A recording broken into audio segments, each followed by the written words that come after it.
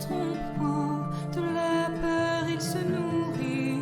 Ô grand guerrier, je prie pour ta vie. À chaque eau, le soleil faiblit. Fuyez mes amis, le néant est ici. Ah, ah, ah, ah, ah.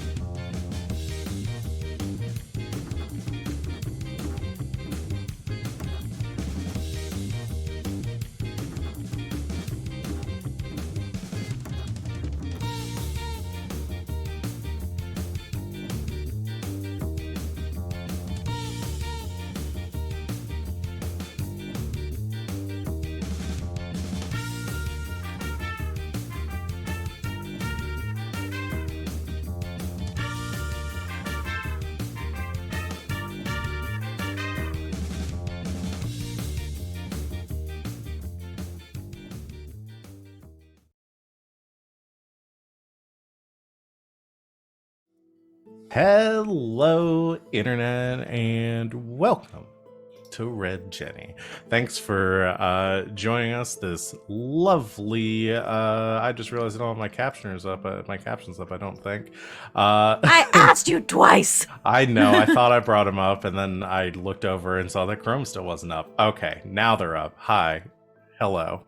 Val's ableist. Welcome to Red Jenny. Wow. We're here to play Dragon Age, like we do every Monday. And yeah, that's the gist of it. We've got, before we get into the game, I'll talk about what we've got going on the channel this week. I believe tomorrow back with Escape Velocity, right? Is that the plan? I don't know what's going on tomorrow. Think? Should be. Yeah. That in my mind, that sounds right. It's been a weird couple. It's been a weird few weeks for scheduling in general, but as far as I'm aware, we're back to normal this week, and it's Escape Velocity's turn. Yes. So join tomorrow for that, playing some space games. So 7 o'clock Eastern time on Tuesday. And then the rest of our schedule for this week should be normal. Hopefully we'll be back with all the shows that we had to miss this last weekend because just life catching up with us. I don't think we have anything else new. I really want to get into this so we can get through all this interlude downtime stuff we've got planned. So I'm going to turn things over to my players here to introduce themselves, talk about who they are, what they do on and off this channel, and who they're playing tonight, starting with Venehn. That's me. Hi, I'm Van. You can find me on the internet at Savvy Seaworth. I'm here Thursdays through Mondays playing in games or running them, except not this week because on Saturday we're doing a one-shot. Because scheduling was weird, and then I made it weirder by being sick on Saturday, but I told Val we could do the one-shot anyway because I really want to play Cyborg.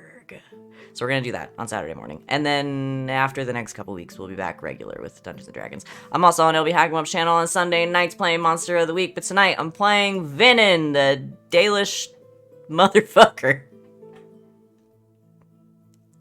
And Elven Rogue. That's his specialization, in fact. Level 6. I'm next. Hey, I'm Christina Sid. You can find me all over the internet at Greek Sid. I'm here Thursdays through Mondays, playing games. Thursdays I run our game of Elegant Creatures Monster of the Week, 7 o'clock Eastern. 2 more. Penultimate episode coming up. Very excited. Going to the moon. No more context than that. Tonight I'm playing Yasmera. Yasmera is our Kunari rogue. She's our Kunari fixer. Yep. That's what she do. That comes over to me. Sup, y'all? It's me, all your favorite non-binary sign best friend on the internet. You can find me on the socials at WALLE132, like the cute little Disney robot, where I'm talking about my hyperfocus this year. This week's hyperfocus is split between One Piece chapter 1076, which is just peak Oda writing, and ESO. It has taken over my life. You can find me here every Thursday, Saturday, and Monday playing some games with these wonderful people. And tonight I am playing Garas, the city elf schemer. Yeah, let's go with schemer. Yeah, let's go with schemer. If you're the city elf, does that make Ven the country elf? Yes. Is that where your partnership comes from? Mm-hmm. Yeah. We Dalish find that highly offensive. I lured Venehn in with temptations of city cheeses, just like in the story. Beautiful cheese, beautiful wine, beautiful men and women, and all manner of non-binary folk. Yeah, that's what I lured them in with. I mean, that's why I moved to the city. Etc., etc. Cheese, wine, beautiful people. Cheese, wine, and fucking. Yeah. Oh, hey, Sita. Yeah, on that note, hi all. I'm John Sita. You can find me on the internet as Mr. Will. You all right?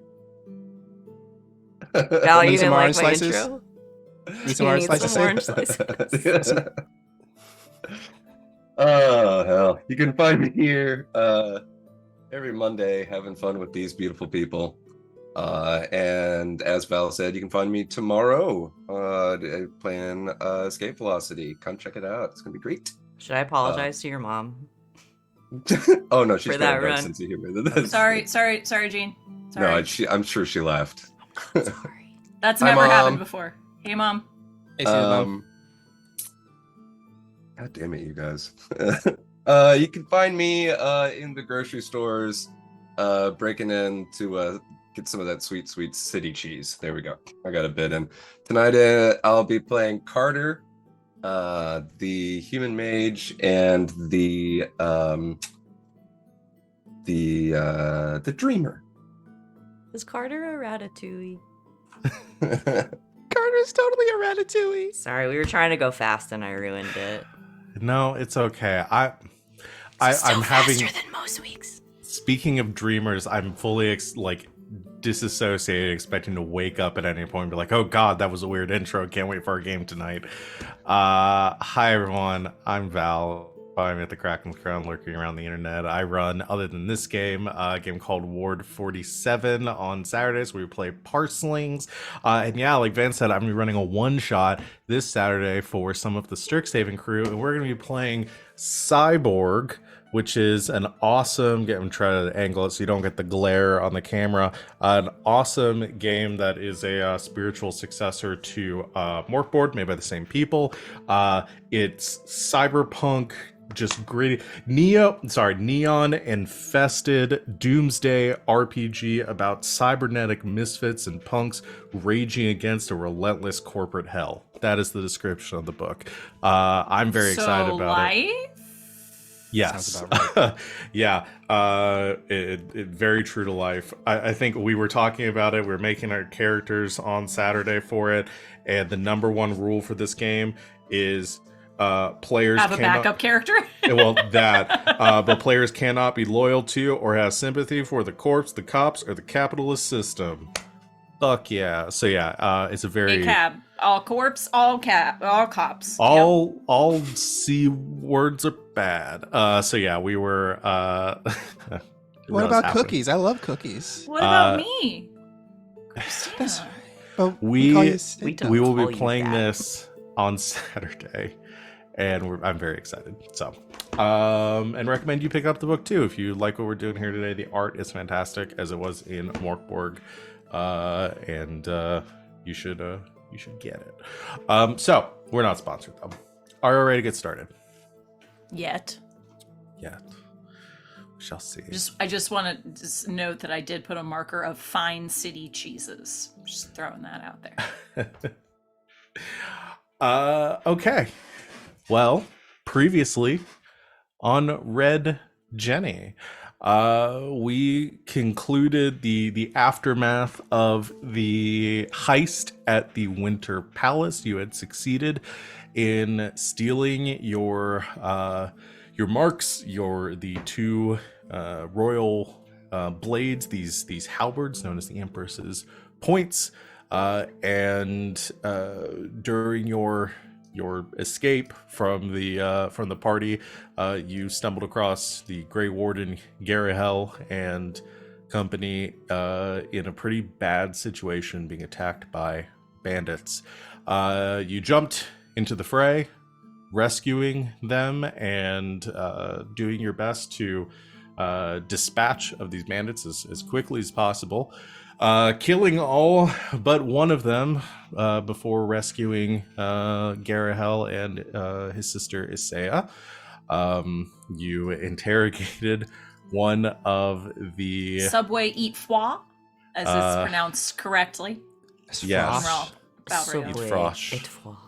Et frosh. Subway et frosh. Esquire. Yeah, thank you, Rachel, for that. So we did. You interrogated them, find out they had been hired, and confirmed their hiring from a letter on their leader's body, that they were to ambush this cart that, as it passed, since it had been marked at the party, that they did not know who had hired them. In the aftermath, Garahel let slip a different name for Arlo, referring to him as Dario. And this led to some confusion and raised eyebrows, so you all retreated back to an abandoned farmstead just outside of Val Royeaux, away from Halam Sharal and the Winter Palace, where Arlo laid out the truth for you, informed that he is not, in fact, a simple bard, but is Prince Dario Campagna II, the third prince of Antiva and the last surviving member of the Campagna royal family. A bard formerly known as a prince. Yeah.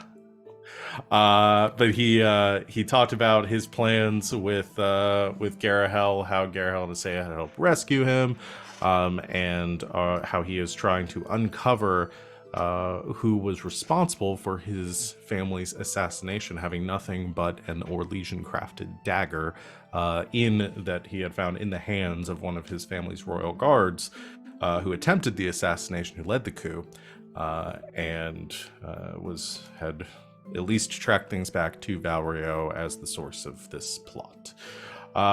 You promised to help Dario in his endeavors, and as long as you were being sufficiently compensated for your work, and he promised land and title in return. But in paying you for this, your last job that you had just completed, you received a sizable quantity of silver and the very farmstead on which you stood, as you were gifted this plot of land from Dario that he had acquired somehow, and had given formally to the four of you.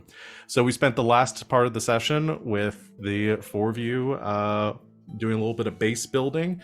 You set up your base of operations, buying some upgrades, and settling on transforming this rundown farmstead into a vineyard, which you named the Red Jenny Winery, and set a bunch of other unscrupulous thieving hidey holes and other secret exits, because of course this is only And we hired Reggie. Or we're function as going a to front, hire Reggie. for your operations, and as part of that, you have hired, planning on hiring some people. So I think we had completely finished the actual mechanic stuff. So I think where we're picking up is essentially, because I said it was going to be probably a couple months before your next job. Most of that is going to be the kind of the construction of your winery. You're overseeing it with Arlo and company's help. Garahel and Isaiah return pretty shortly. I think they stick around for a couple of weeks, but they're planning on leaving pretty early on in the process. But Arlo is going to be sticking around. And yeah, I think you've talked about a couple of hirings, planning on hiring Reginald, the former servant at the Winter Palace that you got fired, or that you made quit. There it is. Sorry. Also not true. We did make him You quit. did We sort didn't of make him quit, and you don't quit on the spot from a job when literally only one thing has gone wrong. No, If that's anything, fair. we did You him a were the favor. straw that broke the camel's back. And I would also argue that it wasn't we, it was Yasmera specifically.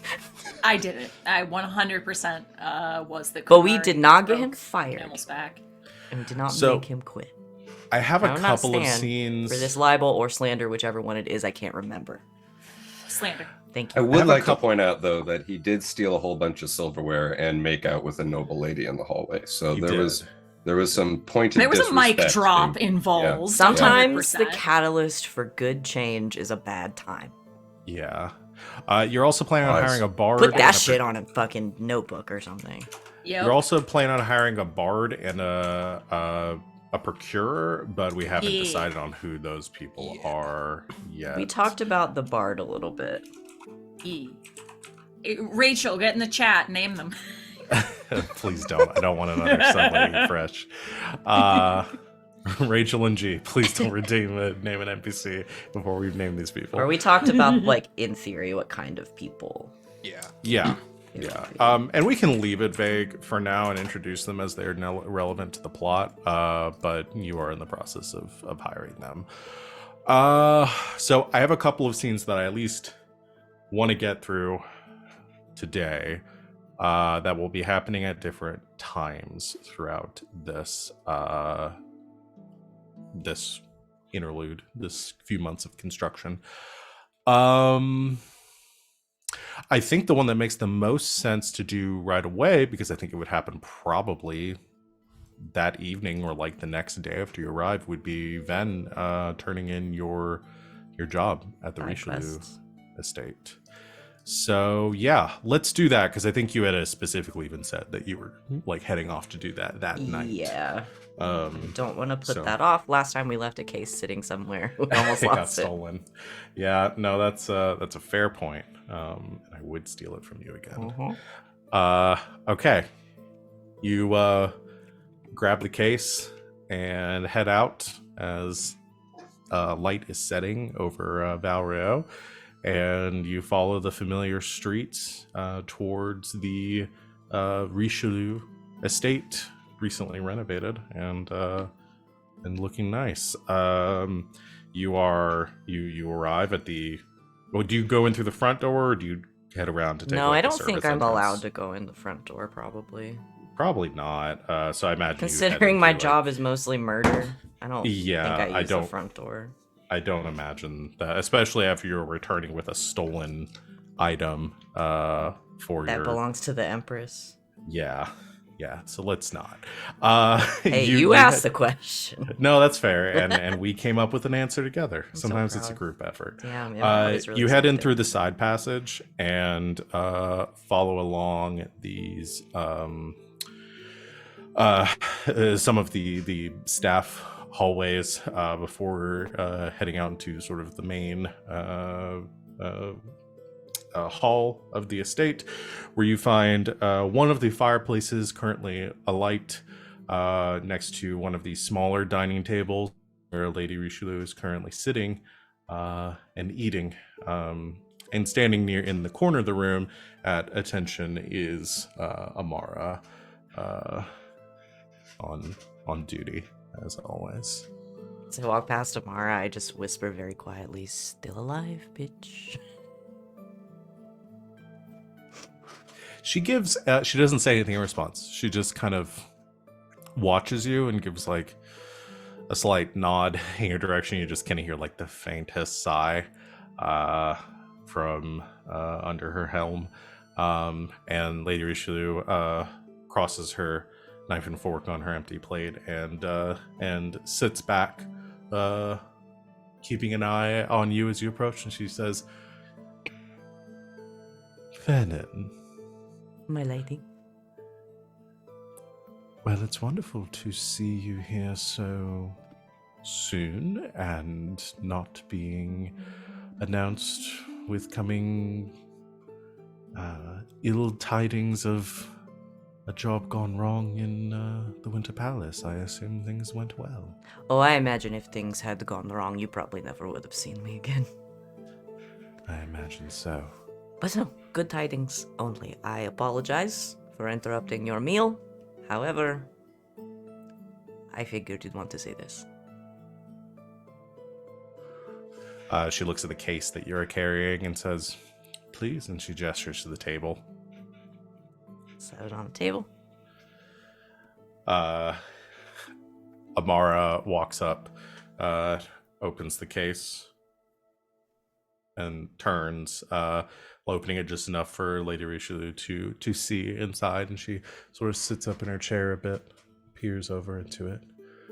And you can see just like the firelight catching a glimpse of some of the gemstones embedded into the guard of the halberd, and gets that faint reflection of the gold of the It's like of opening the shaft. suitcase in Pulp Fiction. In Pulp Fiction, yeah. As it crosses her eyes, and she smiles and gives a nod, and Amara closes it. pulls it off the table, taking it to the side of the room, and Lady Rishu sits back, sipping her wine after during a long pause, and then sets her glass back on the table, and she says, Venehn, excellent work, my darling. Thank you. Well, I suppose congratulations are in order. Amara, will you retrieve Venehn's payment? And Amara gives a nod and heads briskly out of the room. While she's gone, Lady Richelieu turns to you and says, Did you learn anything else important while you were at the gala? Oh, I'd say quite a bit, actually. It feels like it's been so long, but I definitely remember. She gestures to the seat next to her and pours a glass of wine for you, sliding it towards you. And she says, Please, tell me everything. I do, but I keep the names of my associates to myself. Okay. Everybody else's shit is fair game, though. I assume you don't tell her about Arlo or... No, I consider them my associates. Okay, I want to make sure that you were... The party members and ancillary. Yeah, so you're essentially telling them anything you learned about the goings on of the nobility that were at the party. Do you tell her about I tell her the Grey Wardens were there and asking for assistance? Yeah. Okay. I tell her about the Griffin incident because Venehn finds that particularly funny. So yeah, you go through this. Eventually, Amara returns, sans the instrument case, but carrying a different sort of small chest in her arms. But she listens. She just stands at the edge of the room while Lady Richelieu is listening to your as you are debriefing, and as you finish regaling her with the evening's events. They were making out in the hallway. Can you believe that? You should keep going so Amara has to keep holding this very heavy chest. I do. I'd just start saying. just giving like Let random her details muscles that get are like important. really veiny. Yes. Eventually, the In a cold, you- damp hallway, like way down. I guess the armory when the forges are on would keep it warm, but eventually you run out of bullshit to spout, and Lady Richelieu, who's just been listening, sort of in silence, and sipping on her wine, smiles at you again and says, Well, it sounds like it was an interesting evening. I will ruminate on what you have told me. I'm sure we can make use of it. If the information that you planted in the left hand's hands ends up in the right place, then I'm sure that there will be an opening within the Royal Guard very soon, and we will have positioned ourselves to capitalize on it. if I may say, if the left hand's lackey picked up what I was laying down, there may very well be two openings soon.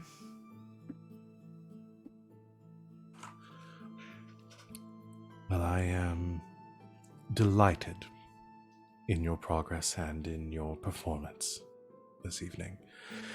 And as such, gestures over to Amara, whose hands are not trembling in the slightest after holding that case for the last 20 minutes or so. Nope, that was just for core me. strength. Good core strength. And sets it on the table in front of you. Lady Shu says, I got a bit creative with your payment. I hope it's satisfactory. I was going to say that's an awfully big coin purse. Do you open it? Yeah. You open the case, and lying inside in a sort of set onto a like a pillow is a beautiful yew bow. This silver inlaid light wood with yew is light, right? That's yew is a light wood, right? Okay, making Almost sure I had that yellowy. right. Yeah. Yeah. I realized that I didn't look that up, and I was just bullshitting. Like off-white or like yeah. kind of yellowish. Um, Springy. and you can see sort of engraved in it. It is set with a along the arch of the bow. It is on a cap or on a guard across the front. There is a rune that is set into it as well. And she says, "I had that as the specifically crafted for you when I gave you this job, having every confidence that you would succeed."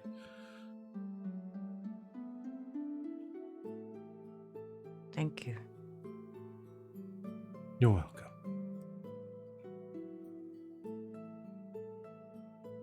I think Venehn really doesn't know what to say.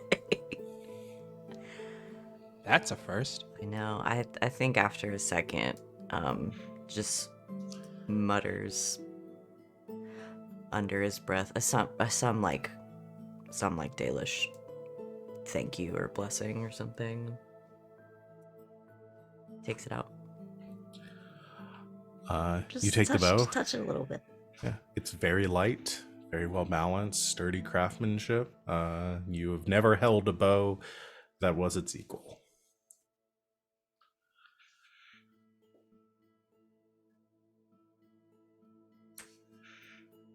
You know,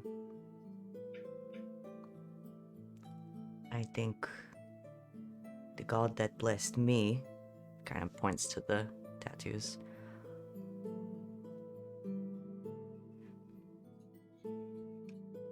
I think this has some of him in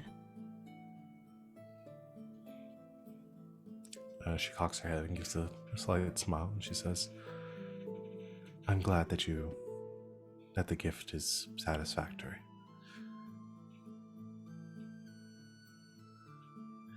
Will you be staying here this evening, or?" Oh, I suppose. "We'll have your chambers prepared," and gestures to across to one of the servants, who nods at the edge of the room and heads off to prepare your quarters. That I assume you stay in when you are staying here, and goes off to, I assume, like prepare you a bath and whatever else Venehn's usual cup of tea is. I'm the lady's favorite. I kill the people she doesn't like. I'm You not her didn't favorite. You Amara's her didn't kill favorite. any. Did you kill anyone? I mean, you killed a band of it. I didn't kill anyone. Do you know I killed fucking Remy's reputation? Yeah. To that she says, "Well, I will be retiring for the evening. Amara, will you show Venehn to his chambers?" And Amara gives a nod and begins heading down the hall, expecting you to follow. I'll follow. Take the bow. Bow my head a little bit. You head out of the hall as Lady Richelieu continues to sit by the fire, heading out of sight and following the direction of some of the guest rooms where you will be staying. Amara leads you down the hall quietly, doesn't really say anything until she reaches the door to the chambers, and she stops there and turns around and gives out a long, like, sighs heavily and says,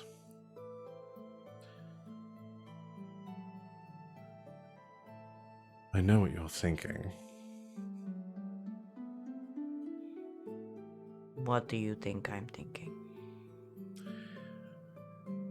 You think that you have earned her favor?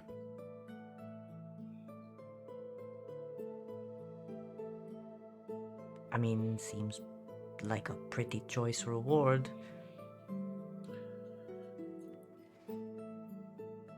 Do not trust Lady Richelieu.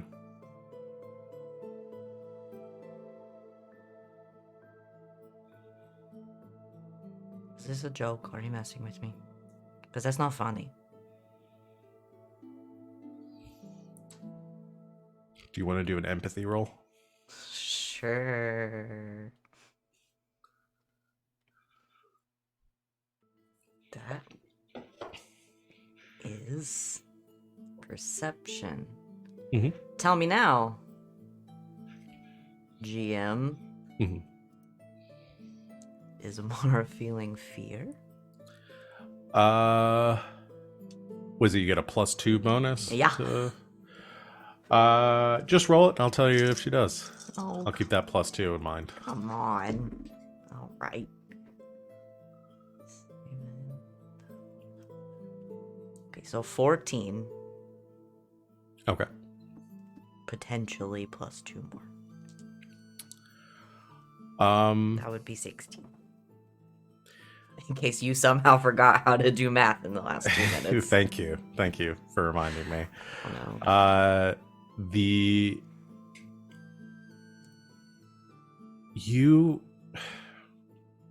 haven't really used this blessing yet. Like, this is the first time like actively using it, and I'm trying to decide how that manifests.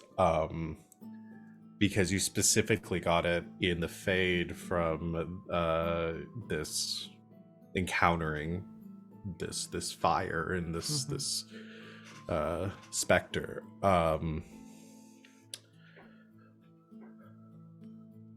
I think, let me know how you feel about this. I think there's a moment where you almost see, as you're kind of looking over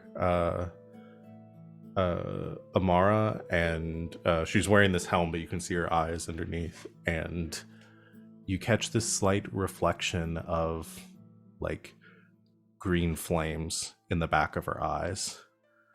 Yeah, it's fucking radical. What are you afraid of? I shouldn't have said anything. Now you have to say something. Tell you what. I just got great reward. You just got a new job. Says a little bit louder. Let me take you to dinner.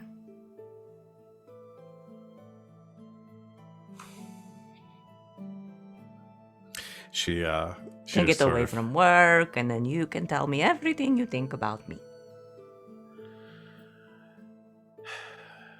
She looks down at you, and that green fire in her eyes is almost replaced with like an actual fire in her eyes of like, I can't believe you're twisting it this way. But instead of You know I have good taste. just knocking you on your ass or insulting you, she says,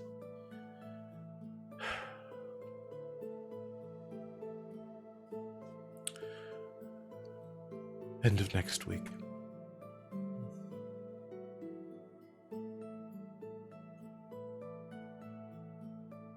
I'll pick you up.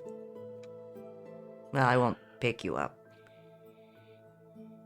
I do not think I could pick you up.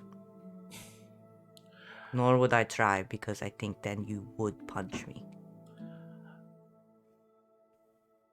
I'll meet you in the Sun Quarter by the fountains.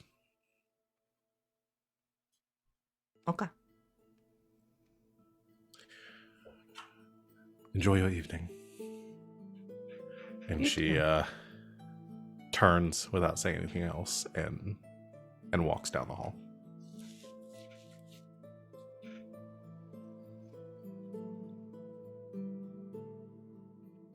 Venehn's gonna go into the quarters, take a bath, get dressed again, and leave out the window and go back to the bar. Okay. Because he does not want to get murdered in his sleep or something. And he thinks Amara is sometimes a little too serious and a little melodramatic, but he's also not stupid and knows that she usually knows what she's talking about. Fair enough. So I show back up with nicer clothes and clean. Really clean for probably the first time in a little bit. And with a sick ass bow. Okay. Well, that was fast. Don't spend it all in one place. Oh no, I didn't buy this. What, did you find it or something? Who did you kill? Hold on. I mean, you just. Did Also, you that go? was very fast. I was I only mean, you're gone good for a at. couple of hours. Did you guys forget where I I was know. going? I told you where I was going. Well, I don't know what could have happened between then and now. I took the point in it. I don't know what you My could have lady has gifted me with a bow. And it's very nice. Oh, this is beautiful. You want to see it? Whoa. Oh yes, I do. Take it. Oh, this has some light to it. This is Grabs good. it out of Garrus's hand. You're gonna break it. I'm not going to break it. I don't think he can break it. I've seen Garrus break many a thing before, believe me. That is a especially piece after of some wine. masterwork. I don't think I've seen anything finer. Oh, you're not the first lady to say that to me, but thank you.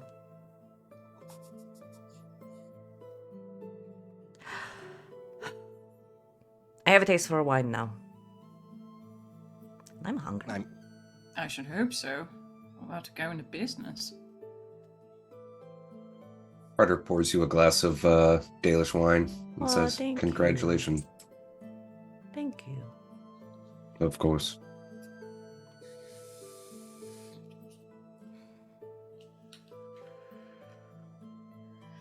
I call the master bedroom. I thought I called it already. She's the tallest. I am bigger than you. I need the bed. Fair. I just want the window. Well, I want the room with the fireplace. That Carter, would which be room do this you want? room. Yeah, I was about to say. In this busted ass fire house right now, it's like, good, you can set up a cot right here. Good night. I did not think this through. Carter, did you pick a room? Not yet. It is of little concern to me. As long as there is a space for me and some books, I will be content. You could have one of the interior rooms. It's no windows, but it's all walls. It's a lot of bookshelves. That may well do.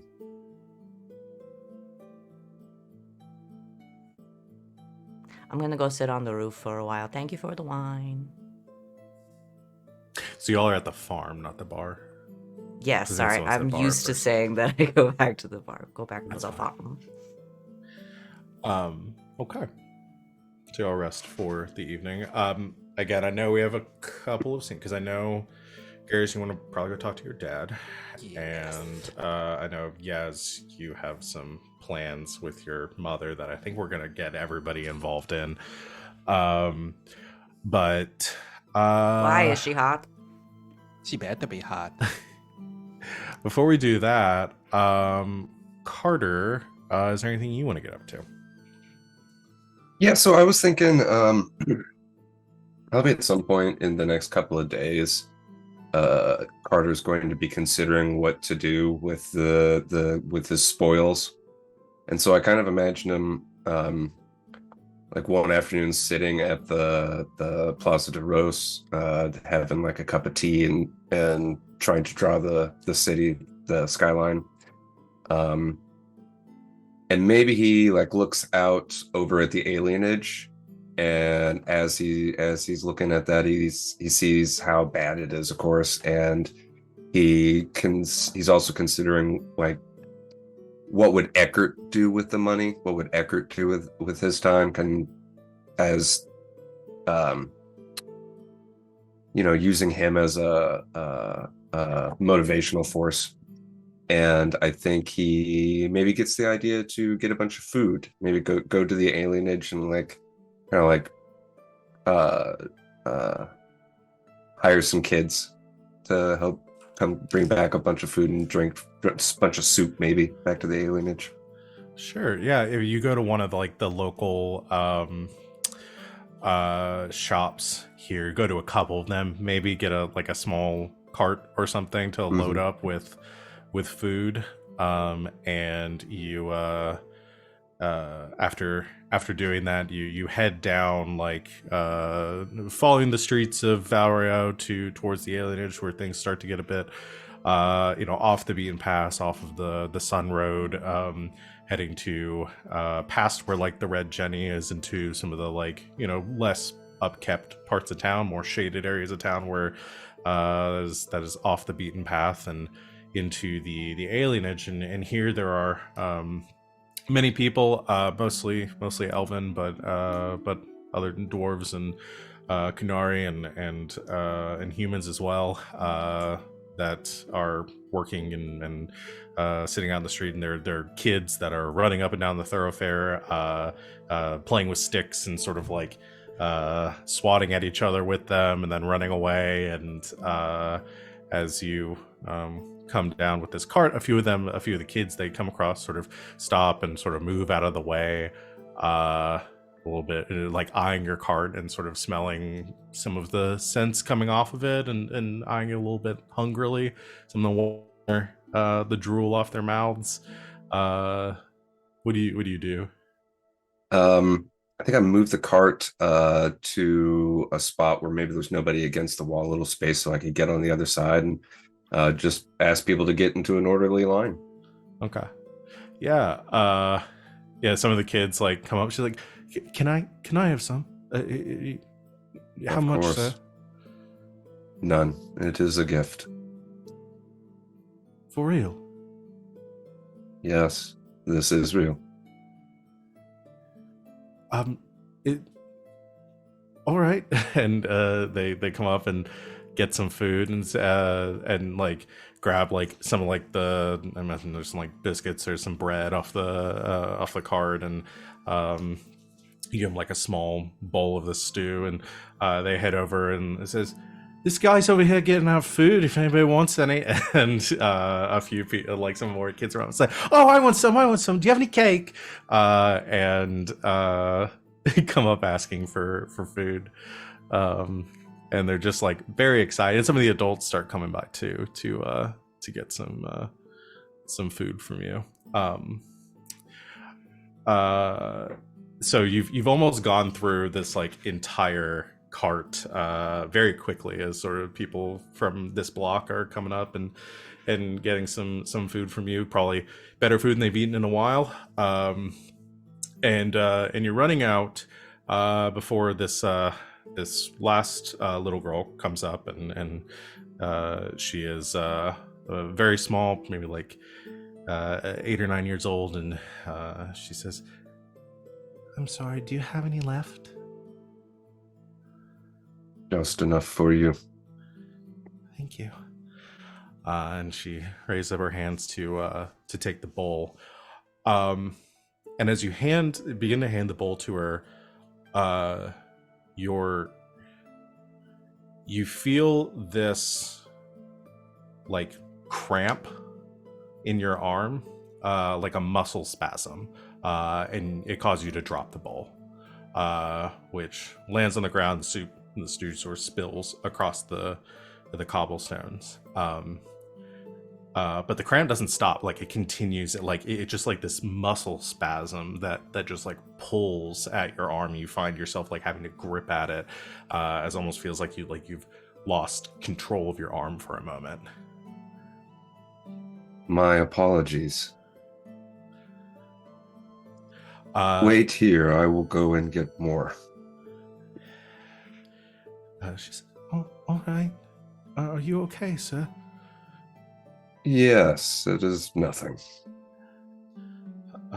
You start to grab the cart and move it, and as you as you do and you begin to sort of adjust it and move up the streets, you look out over some of the crowd of people that some of which are looking in directions, most of which are kind of like talking amongst themselves.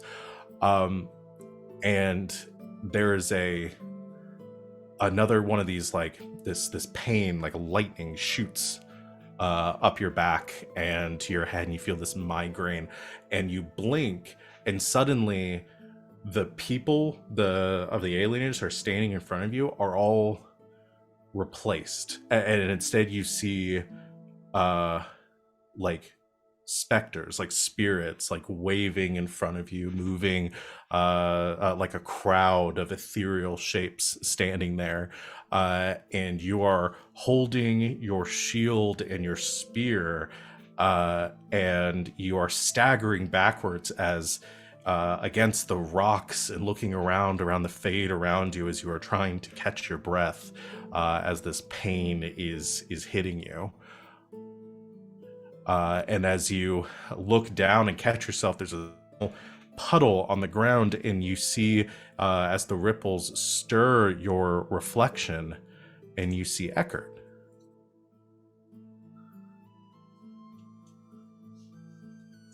That I don't know what to say to that. That's not good.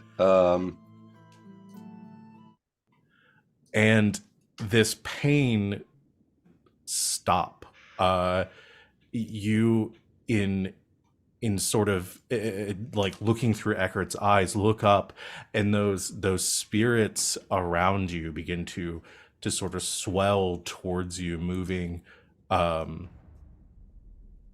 fat, like being to swarm around you and kind of spinning. They're this greenish hue, overtaking your eyes, and you blink again, and you're no longer in the fade, and you're looking at this crowd of people in front of you, who kind of crowd around you as you are kneeling on the cobblestones in front of this stew that has now replaced this puddle on the ground, and that pain is just growing stronger. And you look down at your hand, and you watch as the joints seem to pop, and the bones seem to dislodge, and this terrible pain begins to run up your arm as you can see the magic surging through you and beginning to sort of twist your flesh into something hideous.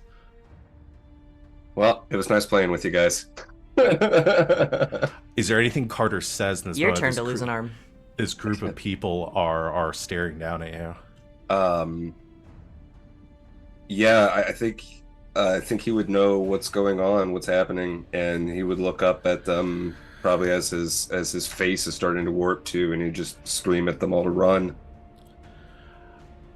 And these people stagger backwards, and the last thing you see is this little girl in front of you, kind of being pushed against the crowd and staring at you in wide-eyed horror. And you feel your body begin to morph and snap, and as your clothes begin to tear under the strange contortions of your flesh, a flame begins to cascade off of you, and fire begins to pour through the square in all directions around you. And then your eyes open, and you're staring at the ceiling in the farmhouse, in the same place you fell asleep. I think Carter would wake up and just sit up upright and like pant, and probably be like, I assume I'm like drenched in sweat. Yeah. And that there's that residual pain from the dream that sort of catches it. Like, you're not actually in pain, but like it was so vivid that you almost feel like that aching in your body at that moment.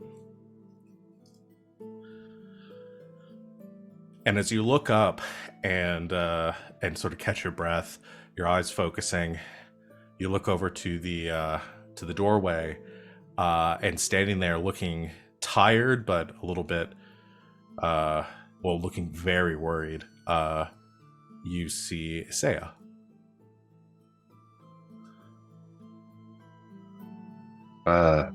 My apologies. How may I help you?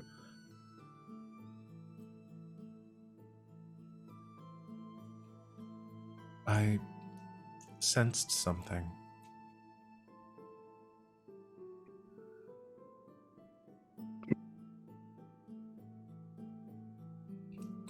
I'll meet you in the kitchen in a moment. Please allow me to get dressed. All right. I'll meet you there. And Yeah. she, with one last, like, very again, not a hostile look or not like a judgmental look, but just like, again, there's a concern and just like you can see almost like the gears turning behind her eyes, like as something seems to click into place. But she leaves and heads to the kitchen. Yeah.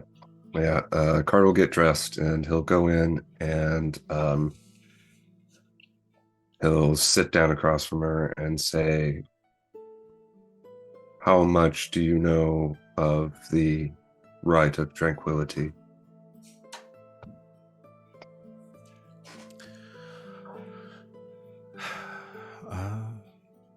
About as much as any circle mage would, I assume.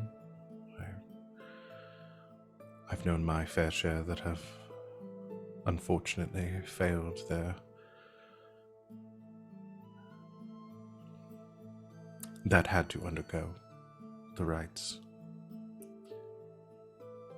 Then you know it is used ostensibly, at least as a safeguard against abominations. She nods as she's sitting at this small table with a cup of tea that she has made and poured one for you as well. He takes a sip and he says, "And you must also know that anyone who has had the rite done to them, they are incapable of dreaming as well as casting any form of magic, correct?" Correct.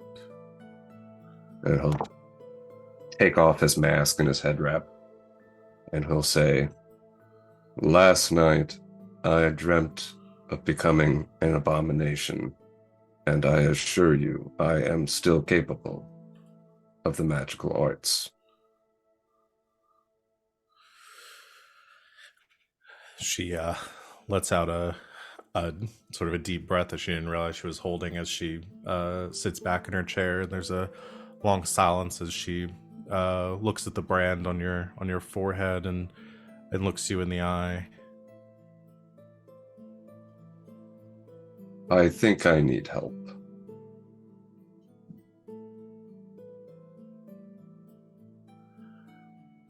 I would say you do. So, you still maintain a connection to the Fade despite undergoing the Rite of Tranquility? The rite was interrupted near its zenith, though the Templars thought it had been effective, as did I, for a time. It has had an effect on me as well. How so? My demeanor, I believe, would not surprise you to learn that I feel nothing, at least as I am awake. So when you are awake, as now, you experience no emotion. However, you still maintain your ability to channel powers from the Fade. There is a barrier in my mind that I must push through each time, but yes.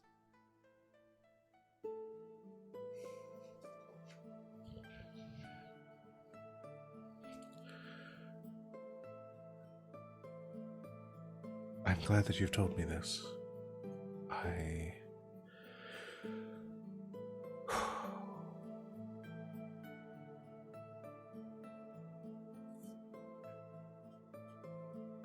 assume that you want to restore yourself, or what is it that you want, Carter? I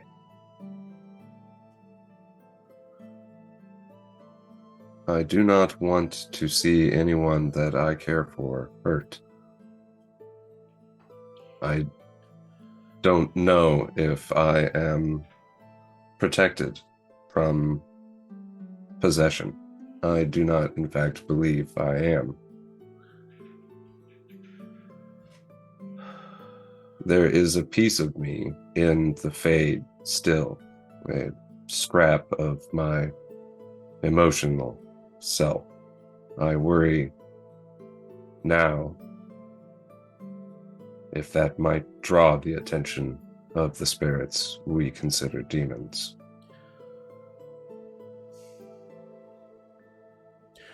Well, as something like this, to at least my knowledge, has never occurred before, this would only be speculation and theory that I'm giving to you right now, but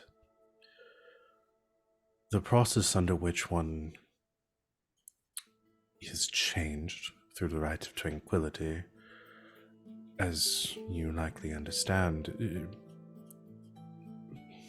necessitates a complete severing of one from their connection to the Fade, which is where we draw magical gifts from. The tranquil are severed from that connection and therefore no longer dream and no longer can practice or use such gifts. However, what you are describing to me is an incomplete barring, and that the delirium infusion in which they would have begun as process of creating severance was interrupted. And again, this is only speculation, but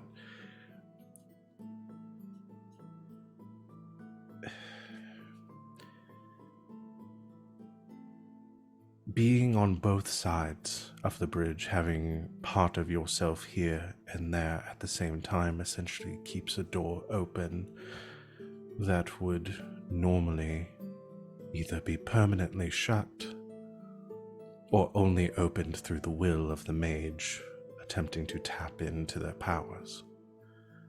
You're essentially standing half in and half out of that same door, which unfortunately is very dangerous for you and those around you.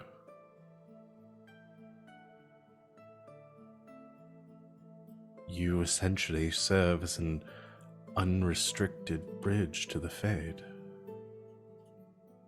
because you no longer have the ability to close that door.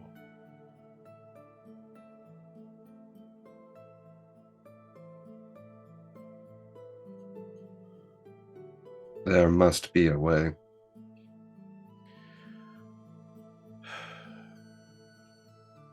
I believe there should be.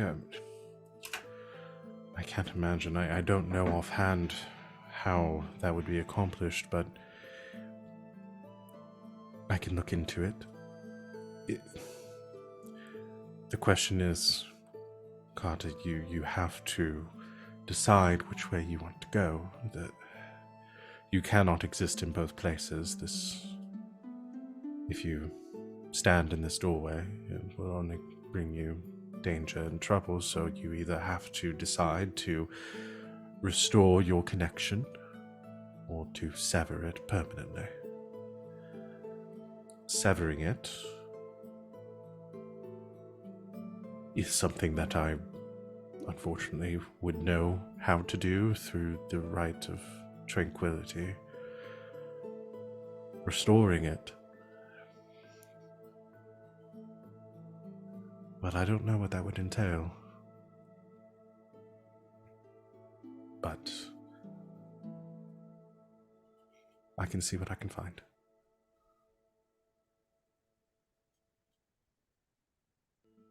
Thank you.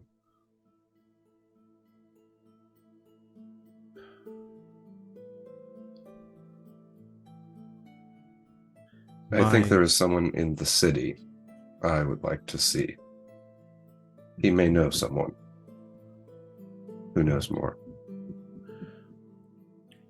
Well, then that would be a good place to start. My brother and I will only be here for a short while longer. If you wish, I can help you to gain better control of your powers in any way that I can through my own training, since yours was cut short. And when I return, hopefully I will have more to offer. That would be deeply appreciated.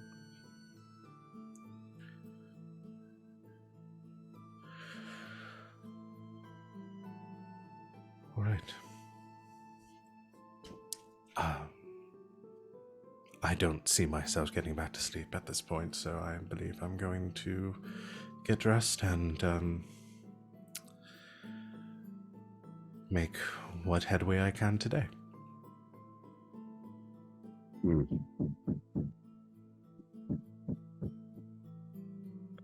think Awkward Carter doesn't have much else to say. He just nods and gets up and goes and, gets his pack. She pats your hand, and then she stands up from the table and goes and begins getting ready.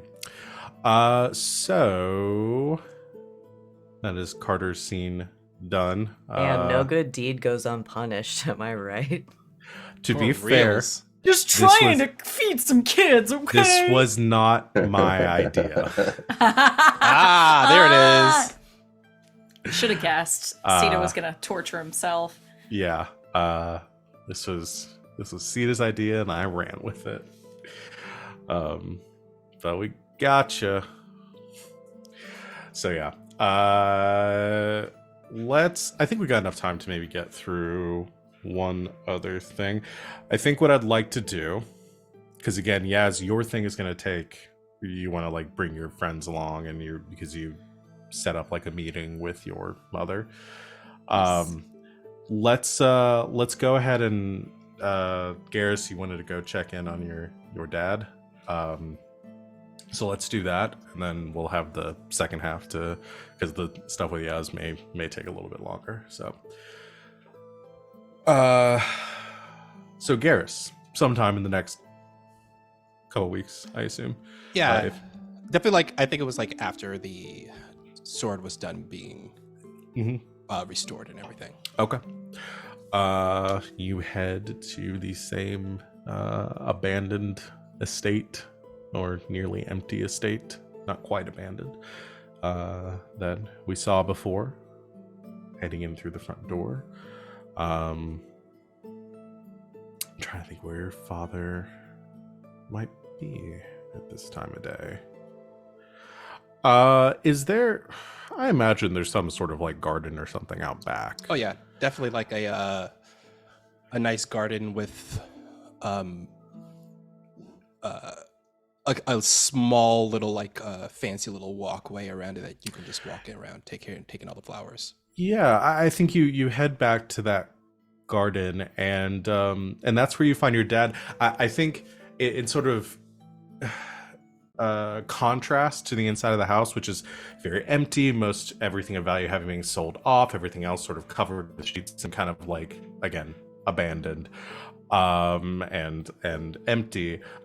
This garden out back is probably the one thing that might look even better than it did or at least has kept up from the estate's heyday, because it's the one thing that your father has been able to continue doing himself. And I think you find him back here sort of kneeling in the dirt, tending to some of the the weeds and the flowers, pulling weeds and tending the flowers out here, keeping the garden in order. And as you walk out in the back, I think he hears your footsteps and turns to face you, his hands covered in mud and dirt, as are the trousers he's wearing. And from his kneeling position, he looks back and he says, "Oh, you're back already." Yes, I am. See, the garden is looking fantastic today. I mean, it looks fantastic every day. I'm the one that works on it, and I am nothing if not a perfectionist. That is very true. I have two things for you. One, he pulls out the hat and like plops it on top of his head. He like sort of dusts off his hands on his already kind of dirty tunic, and he takes the hat, looks it over, says, "Looks like it's in pretty much the same condition as when they lent it to you, so that's good. All right." And another thing I have for you is this. And he will pull out the family sword, and it's still sheathed, and he hands it over to him. He takes the sword in his hand, and just from looking at like the palm of it, like raises an eyebrow, and then grabs from the walkway next to him his cane, which he pulls himself up on to stand. And once he's standing, letting the cane lean against his hip, he unsheathes the sword and raises an eyebrow as he looks it over and sheathes it again.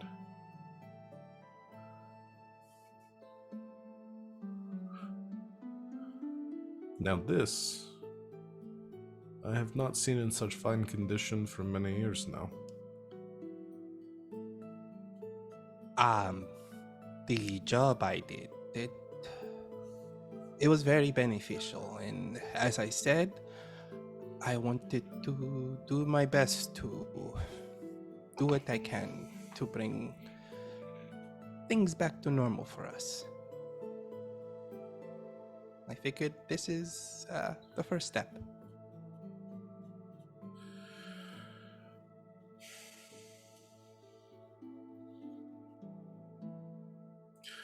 I would have preferred better booze, but Well, you're going to have to wait on that part. I suppose this will have to do.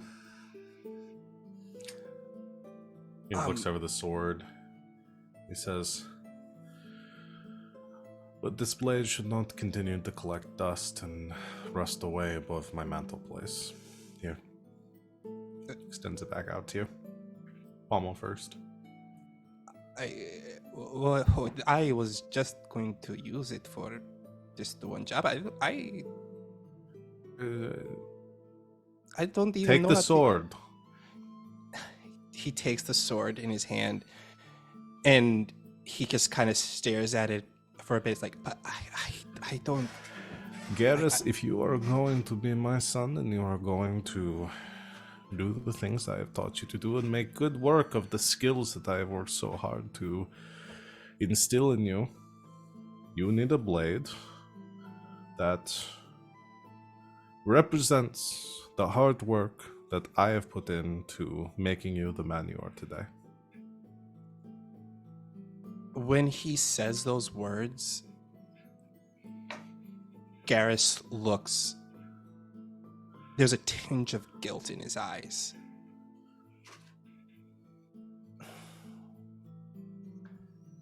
Father, I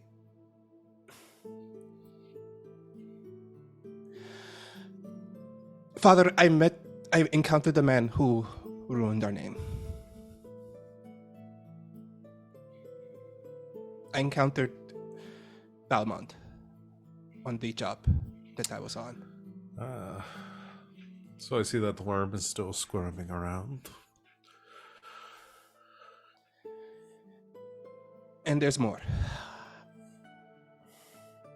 You didn't kill him, did you? No, I didn't. No, I didn't. I just need to know whether we were moving this week. No, All right. no. But he fidgets a bit in place, and he takes like a calming breath. The jobs.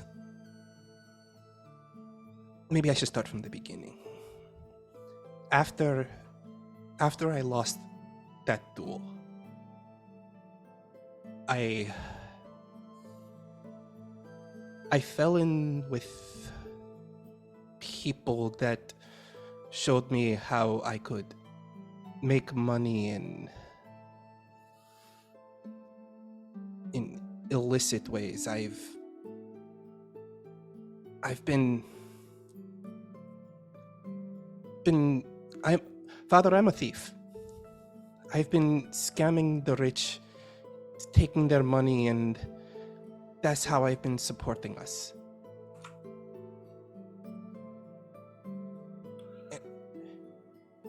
And because of that, I can't accept this blade. Because those aren't the things you taught me. You always taught me to do the right thing, to do what's right, to have some kind of, have honor and do good deeds. I'm a thief, Father. I can't accept this.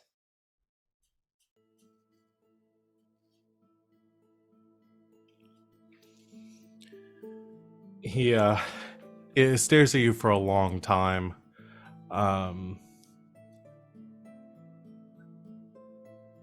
And he there, like, again, you can see something behind his eyes, like he's weighing his words very carefully, and then finally sighs, and without saying anything else to you, just leaning on his cane, begins to walk into the house, until he walks out of sight, leaving you in the garden. And then you hear a shout from inside the house and says, "Are you coming or not? I have a cane here, and I'm outpacing you by a large margin." He looks confused and follows after him. He continues to move, heading down a corridor to the right, away from his study, kind of again calling out as you're trying to catch up. He says, "I would expect my son to be faster. Now I'm starting to see why you lost that duel. You need to start working on these things. You're getting rusty." I am, no offense, Papa, but I am kind of confused right now. I just, admitted that I've been stealing money from people, and now you're not upset or anything? He takes a sharp right turn to a set of stairs that descends down to what was formerly the wine cellar for the house, and begins to very slowly kind of make his way down the stairs ahead of you. And he says, "All right, let's put that brain of yours to work and think for a second. First of all, you say you're a thief, all right? Not great. But then you say you steal from rich people, yes? Yes. All right. Do you think that makes you a thief?" Well, the definition of a thief is someone who steals from people. Again, very, I should have maybe put more nuance into your education. And he heads down, reaches the bottom landing, and starts heading for it. He says, "To steal from people that are on your same social footing, I would call you an asshole and I'd kick you out of my house. But stealing from the lords and ladies and dukes and marquises, how do you think they get their money?" Well, after seeing them party, I definitely can agree they do it in some shitty ways.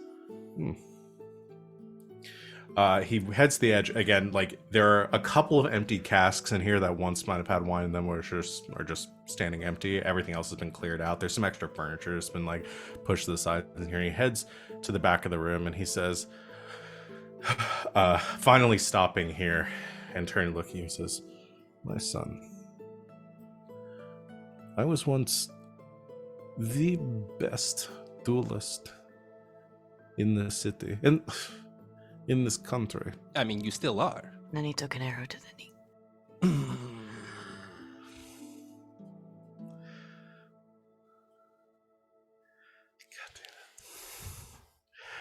He says, "Still am. Once I, have gotten through my physical therapy and all that. I will be again." And he kind of sighs and he says, "No, I won't.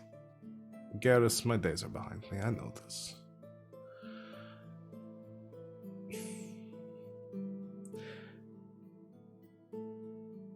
This house, this life that brought you up in. Do you think I made all this money by dueling?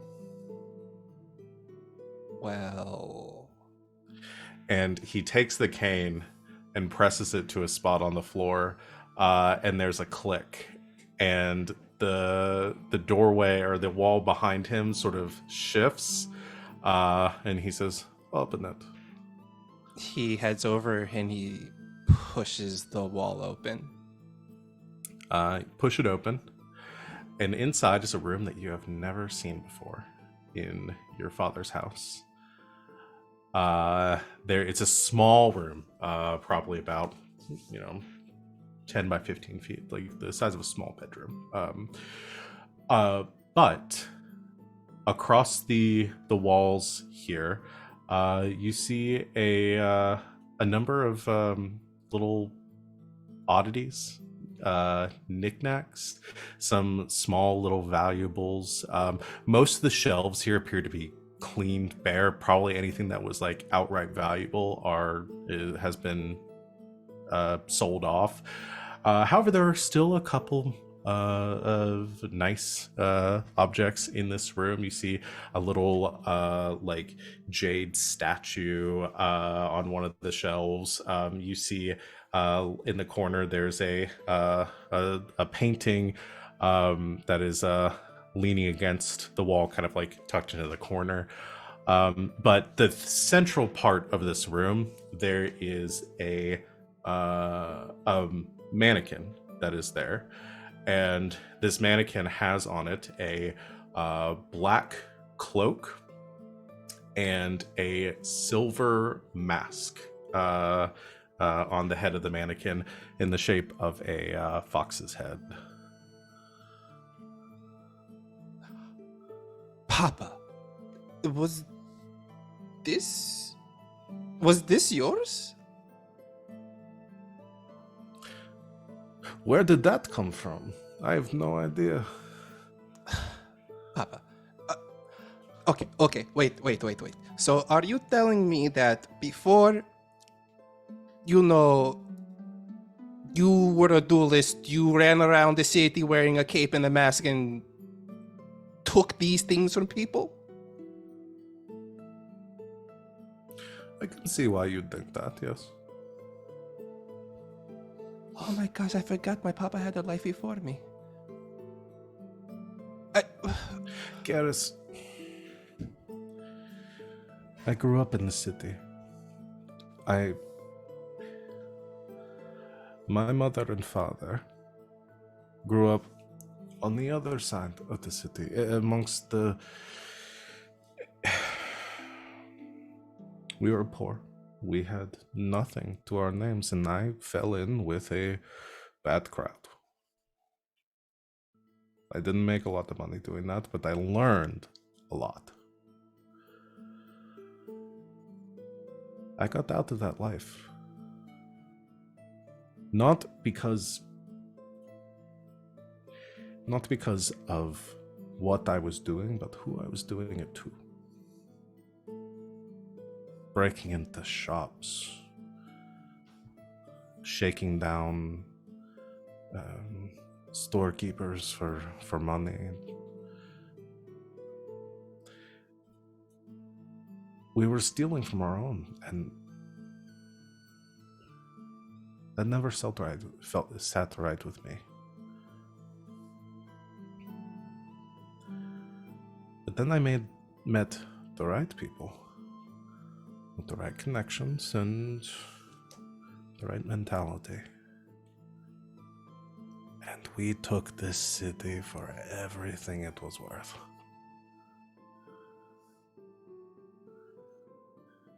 So you have to ask yourself, if this is the life that you are living, have you fallen in with the bad crowd or the right one? Garas pauses for a second, weighing all of this in his head. He walks up to the mannequin, rubs his hand over the cloak, and then turns to face his father. Would you like to meet my crew and have dinner with them?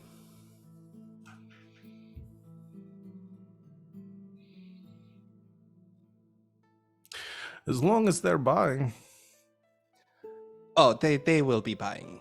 Well, Papa, there's so many things I need to tell you. And he will, he will pretty much do the same thing Venehn did and just explain what happened at the Tell Winter your whole Palace. story, Yeah, tell yeah. the whole story. I think leaving out certain names. Yeah, before you head upstairs to regale him with story, because I kind of see that, unless there's something you want to do after, kind of where the scene is ending for that. Yeah. Before you do that, before you head upstairs, I think he says one other thing to you. And he puts his hand on your shoulder and says, Garas, you can use the skills that I've taught you for many things, good and bad. And I trust you to know the difference between the two. And to know where to draw that line. Because it's not what you are doing, but how you are doing it and who you are doing it to. But I need you to remember one thing above all else. No matter how skilled you are, no matter how talented you are, you will never be as cool as me. He taps you on the cheek and says, tell me all about it, let's go. My dad is so cool. And he follows him upstairs, and just telling him everything that he's done. All right. And I think that's where we're going to take our break for the night, for this evening, because we got to exactly what I wanted to get to with Garas. Thank you everyone for watching. We're going to come back to do some more family drama in the second half. Of a very different kind. It's actually dramatic. Yeah. And we will be back here soon. So take your go take your break, drink some water, stretch your legs, whatever you need to do, and we'll see you back here in just a few minutes. Bye-bye.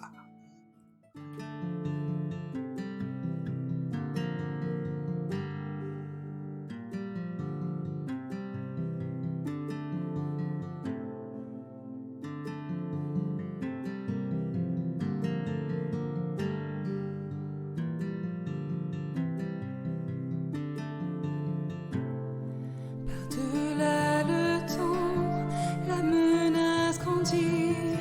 Si loin dans le silence, on entend ses cris. Par-delà les terres, son nom fait frémir. Préparez-vous, le néant arrive.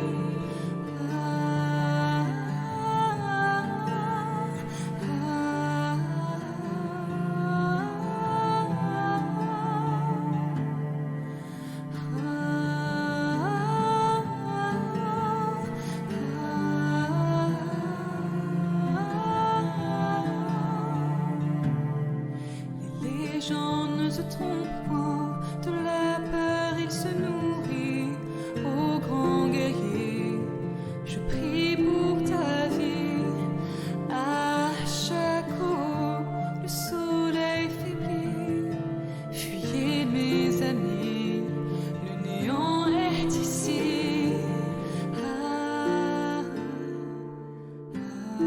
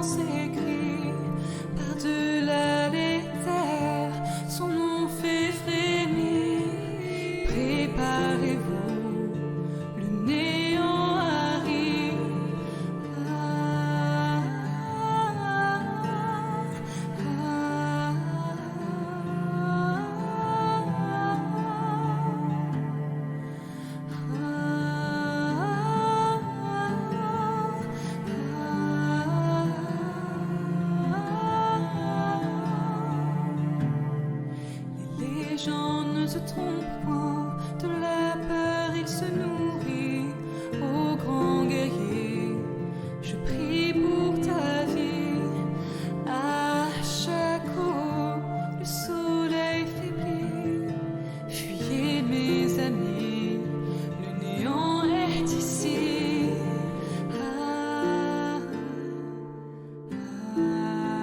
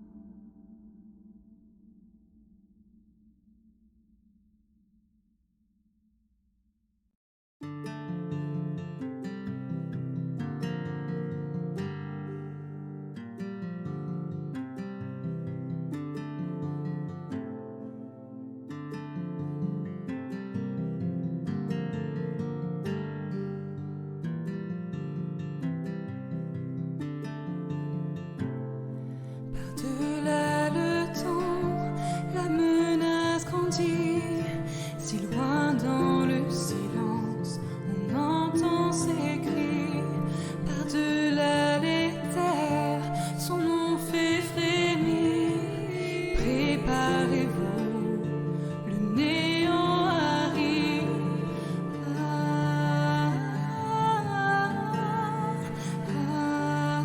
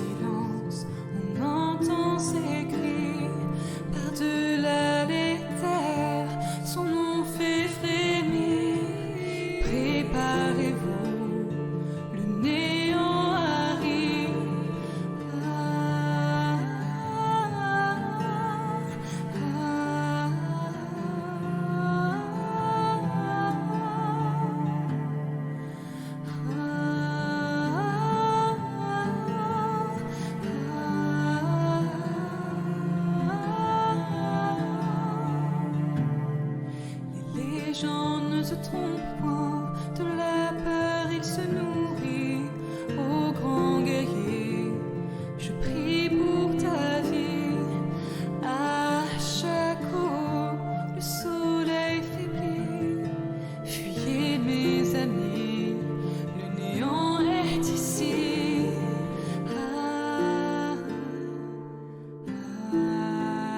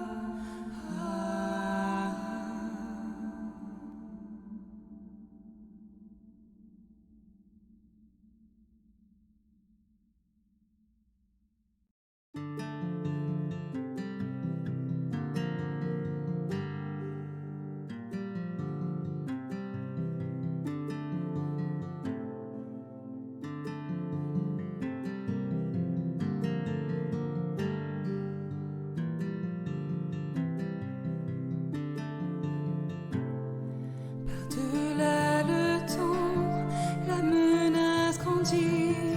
Si loin dans le silence, on entend ses cris. Par-delà les terres, son nom fait frémir. Préparez-vous, le néant arrive. Ah, ah,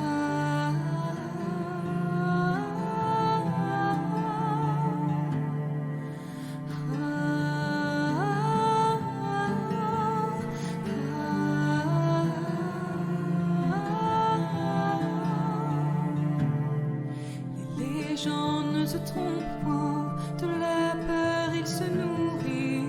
Ô grand guerrier, je prie pour ta vie. À chaque eau, le soleil faiblit. Fuyez mes amis, le néant est ici. Ah, ah, ah, ah.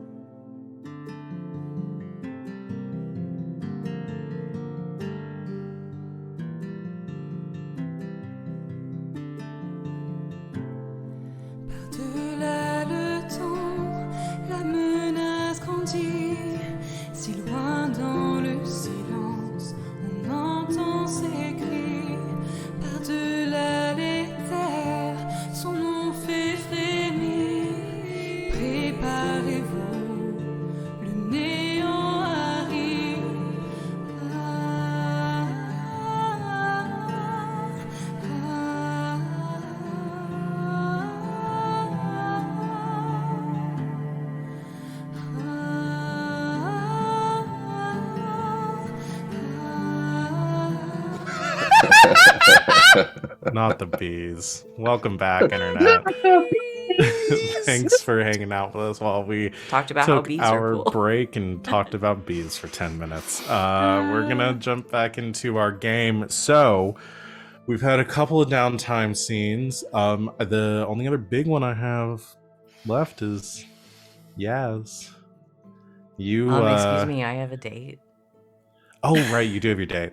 We'll do the Yaz stuff first, and then if we have Oh, time, no, that's fair. I wasn't trying to jump the line. I just did wanted forget to about that. And then if remind- there's any other scenes that we need to circle back on, I know we're also gonna have like a dinner thing with Garrus's papa. Oh, that's what I was referring to as my date. Oh, right, okay. With Garas' dad, of course. Everyone wants to date my dad. Understandable. Yeah. He's so- you, but cool. yeah, You know Venon's gonna say that to you, right? I know it's gonna happen. I mean, he is a stone cold fox. Hey yo. Heyo. All right, let's. So We're done, Val. Go so ahead. Yaz, you said when you got back, you would have reached out. You were planning on reaching out to your mom for. Yeah, a meeting. I would guess like that I would have to meet up, like do the meetup situation at the same bar to like get in touch. We can say, I mean, because initially when you were there, you were going to be passing along a message. Like you have a way to pass along messages from. Oh, I really wanted to fuck with Null though. Well, you'll have time to fuck with Null, but I think we'll just do Okay, that all cool. as part of the same scene. Okay, great, cool. So, yeah, I think probably the best place to pick up is maybe this is about like 3-4 weeks like into the construct. Like we've already got like foundation has been laid, like they've got a lot of the place up where if we're tracking time through like the construction of your Yeah, it's just like dinner. the foreman, like every day. Yeah. Like there is We get her a hard hat with holes for her horns. yes, Yeah. please. Yeah, as they're working on like digging out the cellar and laying the foundations and everything, there is Fighting a the vampire that lives down there. yeah, that too. Quest. A messenger comes up to the on horseback, comes up to the estate, and stopping hands you a small letter before leaving. And you reckon no, I don't think they'd have a seal. Yeah, just a plainly sealed letter. But when you open it inside, without any sort of formality or anything, it just has listed a date and a time. I think it would be. We haven't really got into the Thaden calendar, and I don't really plan to. The equivalent of a Saturday at dusk. Every time you say it in that voice, you're the equivalent of a Saturday. I hear, to me, it was Tuesday.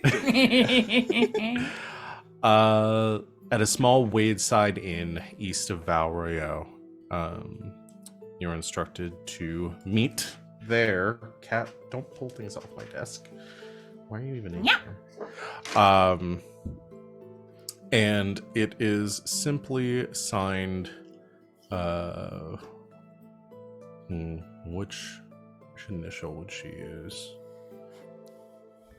Yeah, it's signed with a T. Okay. Can't wait to tell her I've been using her name. Cool. Yaz will hand off duties of the overseeing construction to someone else for a moment. I think at this point, yeah. Oh. Yeah, no. I think you both raise. She'll go up. I need to do something for a moment. You both raise your hand. She smacks Garrus's hand down. Venehn, if you don't mind. Now wear the hat. Pries it off her head. Yeah. It's like sinks down Look at me. his head. I am the foreman now. I want to be the foreman for at least a couple of minutes. You can be the foreman later. Right now, you're the vice foreman. Okay. I'm fine with that. The vice foreman doesn't have any responsibilities. In fact, most people are just joking about how useless the vice foreman is behind their back. But I bet he makes a lot of the press appearances.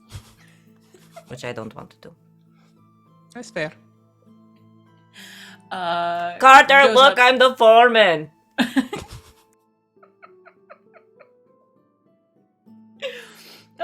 goes Some back to things her room. actually do get done, but... Of course, yeah. But mainly, showing off the hat. I think she's been putting this off.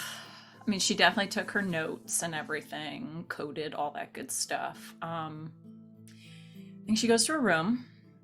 I think she writes 3 messages.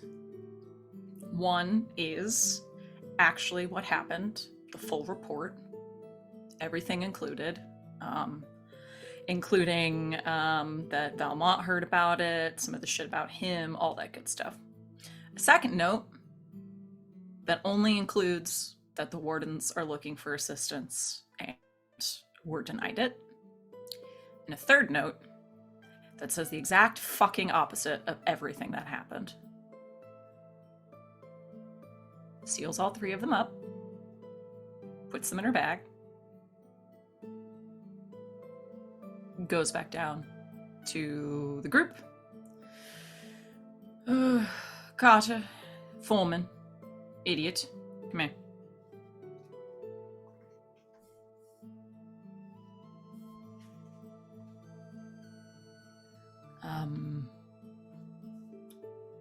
I may need backup for... Garas pulls out a knife. Not that kind. And it backup. also pulls out a knife. Nah. Call that Plan D. For death, got it. Yeah. You knew. Good job. With I what? have an appointment with a contact of mine. Things may get hairy. Oh, do you have a date with Wolf? Oh, do you want to your wing people? I do not think I would be very good at that. Oh no, you'll be great at it. I thought you would. I had a great time when we had dinner. As did I. I mean, if things get kind of boring, do you just want to go up like, oh, Yasmera, we got Venehn choked on a roll. We need your help. No, we could dress up like bandits. And then you could defend Wolf's honor. Oh, that is a good one. You have to look like that's not at all what you're talking about. She was just gonna wait silently until they sort of petered out, until Ben said that. You would be correct. No, this is a business contact. Sorry, you just kind of seem like the person that would call a date the contact in the meeting. Which is fine if that's what you're into. Mm-hmm. You're not saying no. Don't really know what to say. It's other okay, than- you don't have to dispute the truth. Sorry, continue. It's in a fortnight. Outside of town.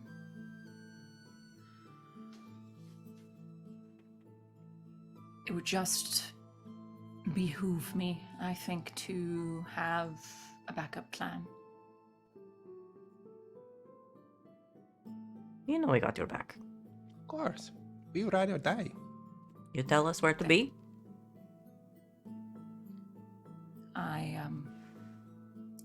For the best of all of you, I think I should go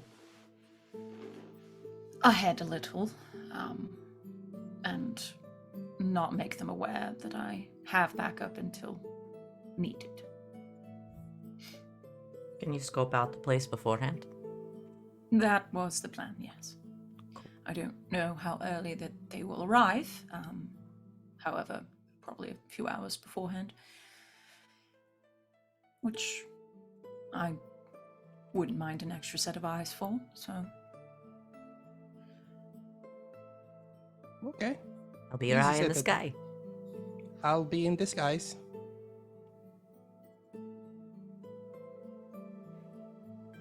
Good. Thank you. And Carter will be Carter. It's what he's best at. We'd expect nothing less.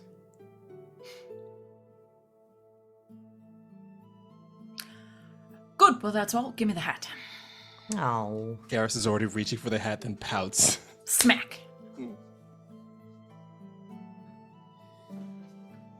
All right. So what is the plan here? Is Yaz, you're going to be going earlier than the I think the plan will be everyone goes a few hours beforehand, scopes the place out, and then Get in double position. back, get into position, and then Yaz will sort of go further in down the road, have them waiting further back.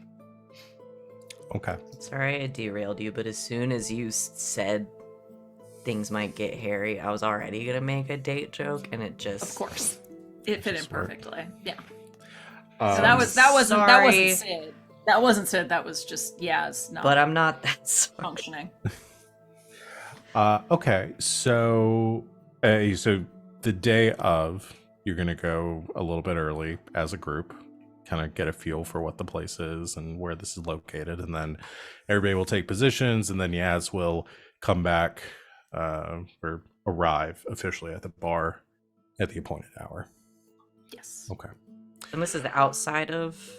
It is outside city? of Valrio. Yeah, there's a little wayside inn about 10 miles outside of the city. So probably have to leave a little bit, or like in the morning. You all get on horses and head that direction the day of. Traveling at this quaint roadside tavern. It sort of nestled in a little patch of trees here, because most of the landscape is just like kind of rolling hills and vineyards and farmland. But there's this small like cluster of trees that where this inn is situated in. Stone building, looks to be like 2 stories.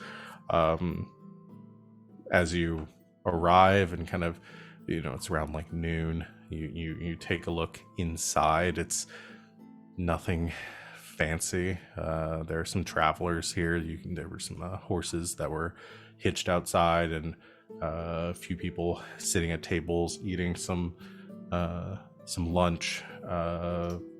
2 servers tending to the bar, one behind the bar itself, doing a bit of cleaning.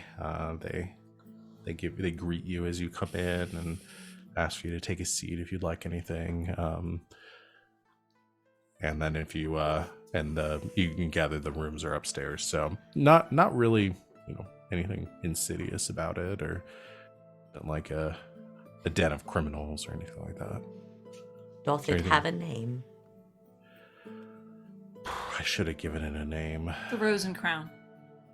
The Rose and Crown. The Rosencrantz. The Rose and Crowns from Guildenstone. Yeah, the Rosencrantz Guildenstern's on and the Guildenstern, other I side, guess. and they're like big competitors. They both like... Just like across the street from each other. They like Yeah. yell obscenities across. They're really dead right now, though. Hey. Fucking nerds. Nerds. And look, if he wasn't gonna say it, I was gonna say it. Mhm. Raise your All hand right, if you've I been will- in Hamlet at some point. I haven't. Let's see. I'm adding the Rose and the Crown.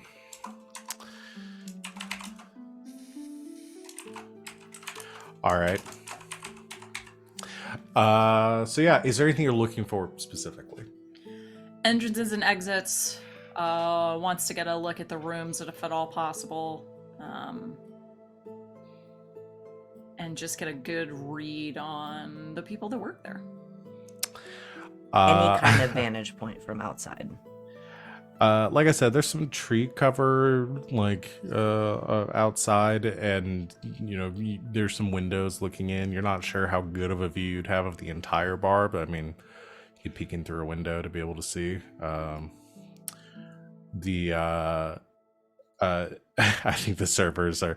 You asked to see one of the rooms, like, are you planning on staying? Then no, you just touring rooms. It's a bit weird. Yes, we may be staying either tonight or tomorrow, so just wanted a good idea of the services provided. All right then. Yeah, we have 5 rooms upstairs. I'll show you up there. Takes you upstairs and. Do you think they get a lot of tips just telling people they're weird? Some people might be into that. That's their whole thing. It's like a. It's like an Ed DeBevics. Or I was going to say A Dick's Last Resort. Dick's Last Resort. That's what I was thinking. Yeah. I mean, Venehn once again gets that 1,000-yard stare of this better not awaken anything in me. Okay. Yeah, I mean, the rooms upstairs, like I said, there are 5 rooms. They're pretty small. 2 beds to 2 like single beds to a room.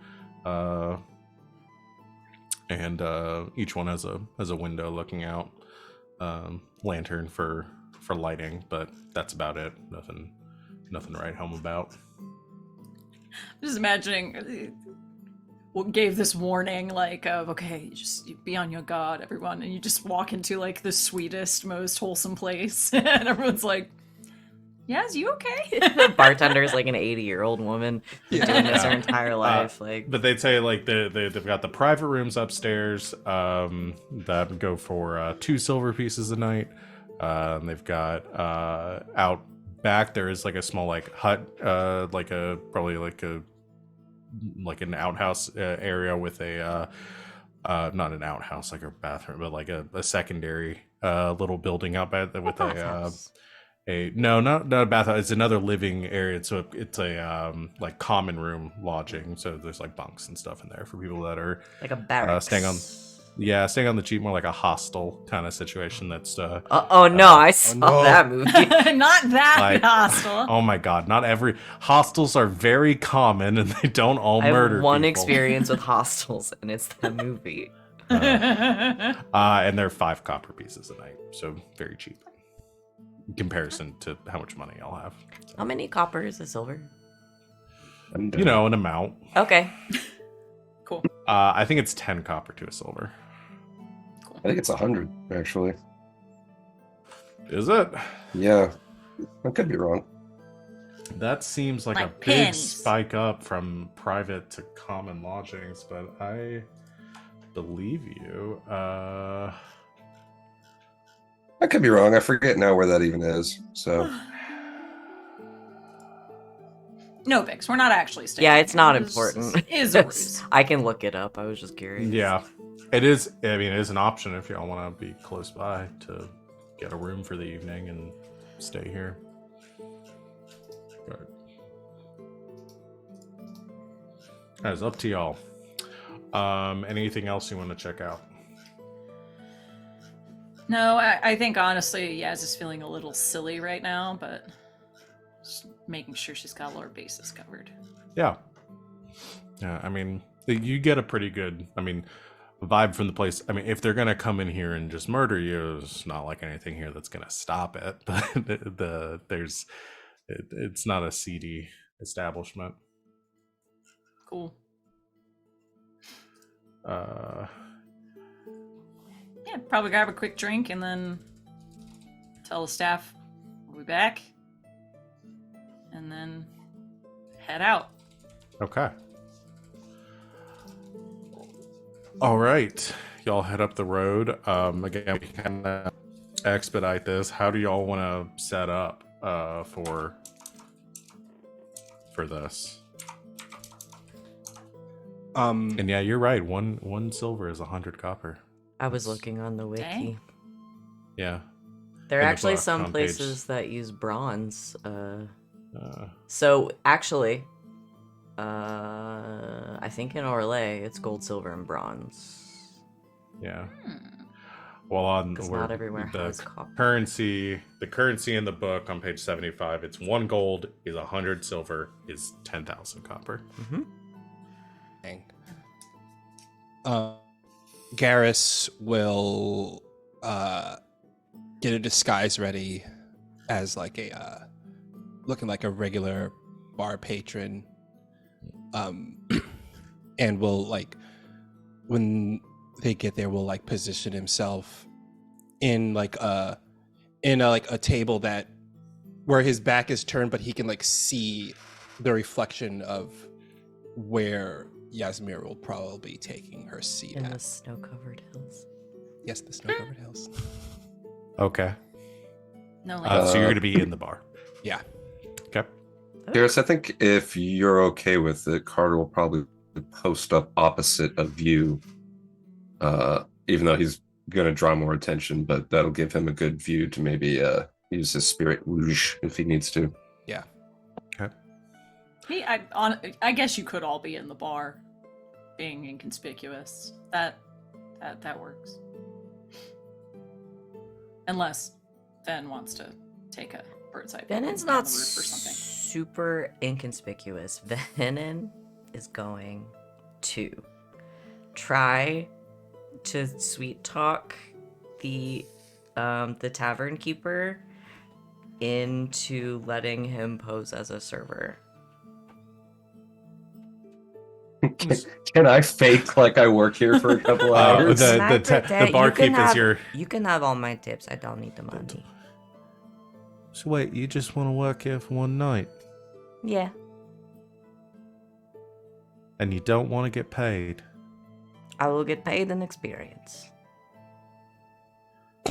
Dang. Don't take that as an example for any of the other employees. This is a very specific circumstance. I Sort of- am a writer, and I am sort of researching. He's staging. It's what it's like. I mean, I want to know what it's really like to work this job, and not just like make up some bullshit. Say you're a writer. What do you write? Books. And poems. All right. So what Occasional kind of poem. books? Ever heard of Hard and Hightown? Those books don't exist yet. Mostly like slice of life stuff, the occasional fantasy, the occasional romance just for fun. Why? Do you want to be in it? I mean, I don't know if I'd be good subject for a book or anything. I mean, I guess it depends on the kind of book. Go ahead and do a persuasion. This is dumb. I don't know why I'm doing This is it. so good. I know, it's amazing. Perfect. I just want to do something different than everyone else. I love it. Shit. It's persuasion? There's a deception? No, deception works I too. hit a deception. Oh boy. Well, I got 3 stone points. 6, 7, 8, 9, 10, 11, 12, 13, 14 with 3 stump points. I don't think 3 stun points is enough to flirt, so Story points. thank God for that. That's enough. I think it's exactly enough to flirt, actually. Show me. Show me our peace Show stunts. me flirts. Oh, Here you go. my roll is still busted. There we go. All right, there it is. No, Damn, flirt is 4. Damn. Does my rogue thing let me do it for 3 instead of 4? No. I don't want stun silence. I want sway the crowd, and I want one of the servers to be swayed by me. Go. I said there were 2 servers here, so you. The hot one. Okay. They're all hot. man. It spills All of over to them. others in the area. You affect one additional person of your choice. You need stun multiple times the same roll. Well, I can't do it again because I only have 1 more, so I guess I do a bon mot. Okay. What witty thing do you say at the end?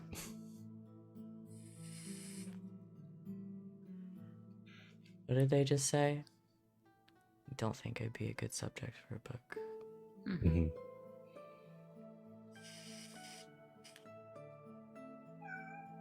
I don't have anything good. The Whatever stunt the says kitty that the just said. players and GM can quickly brainstorm. Okay. I know. It says that. I'm not making that up. No, it does say that. Garrus leans over to Venn and say, "Picture this: Battle Royale, springtime. Suddenly, as you walk into the tavern, a tall, handsome man walks in, and they see the lone bartender behind the bar. From there, a passionate romance begins of a man with a secret and a bartender who's willing to protect said secret." Hold on, the kitten just turned on my AC. Kitten said, "Bitch, it is hot in here."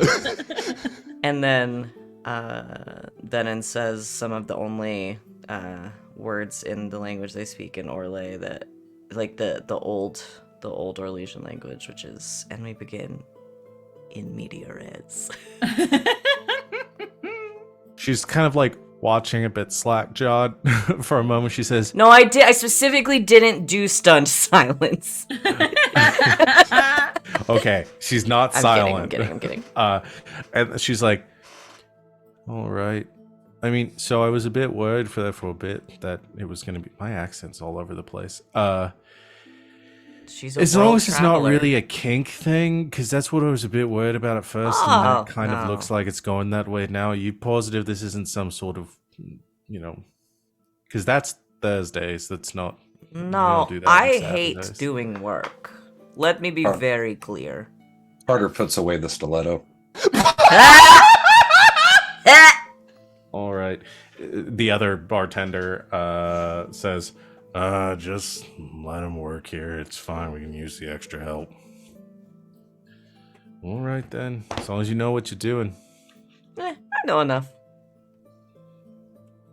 All right. You can work the bar. You grab an apron, and Oh, you're yeah. going to work as one of the staff. I'm gonna be a server. I love it so much. Listen, I've been hanging out with Carter for a while. I feel like I can probably figure this shit out. Okay. So... Sorry for the diversion that I didn't really mean to be a diversion. No, it was good. So everybody's in the bar. Yaz, are you leaving the bar and coming back later? Yes. Okay. Just gonna ride around on the horse for a little while, have some introspective time, wondering how our life got to be where it is now, and then yes, comes back at the appropriate time. Oh, and the one part that Venehn was not lying about was the tips. He does not expect to get paid, and we'll just leave We'll just leave all the the tips tips for the staff. Yeah, All right. that was not a lie. So the I'm looking for different music that might work well here. Suspenseful dialogue. This might be a little too suspenseful. No, we'll stick with this. You all take your positions to the bar. Venn, you get to work. Hand you a broom, get you to start sweeping before people start showing up. Start bringing drinks to people. The two other servers at the bar seem delighted to have somebody else to do some of their grunt work. The sun begins to set, and you can all see, like, as the light begins to fade in the tavern, they begin to light some of the lanterns around the edge, and the fire begins to cast its glow across the interior of the bar. As you're waiting up the road until the sun begins to set, and just as the sun is setting, Garas, Carter, and Venn, you hear the sound of a few horses approaching from down the road, coming from further from the countryside, and coming up, approaching the bar. The sounds of some riders dismounting outside of the establishment. And then there's a little bit of a pause as one person enters the bar. The door swings open, and you see a tall Kunari woman walk straight through the front doors. She taller than you, Yaz? Okay. Taller than Yaz, horns that kind of curve out a bit more, a little more like a little bit wider, a little more like bull-like than Yaz's are.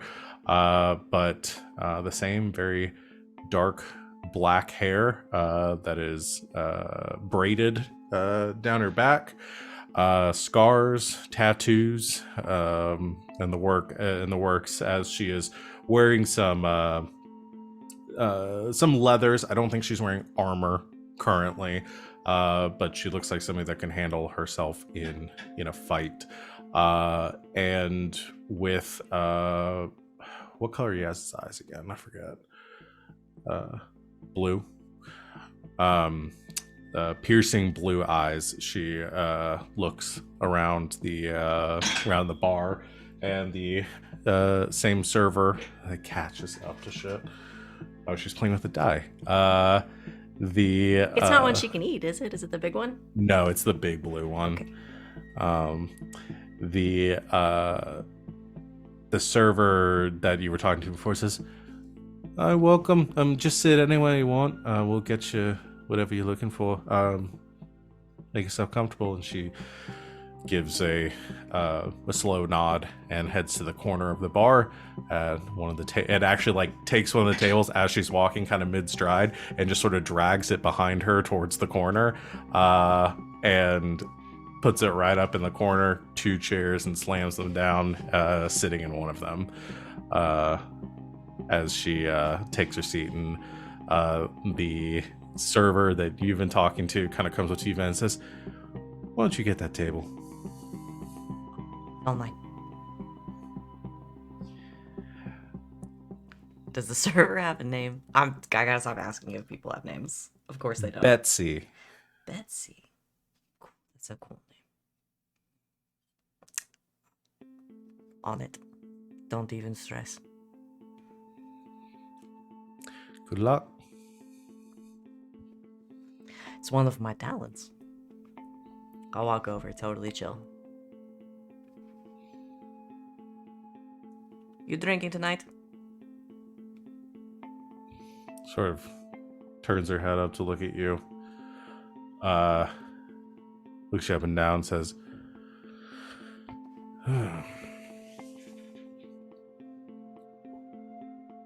"You have anything decent?" Does this bar have anything decent? Did Van memorize the menu? No, but I mean, he would have looked and been like, what's the good one? There's some good Orlesian wines. Anything else is probably low quality. It depends on how long it's been since you've had a drink. The wine's decent. Not really a fan of wine. Just whatever ale you have. On it.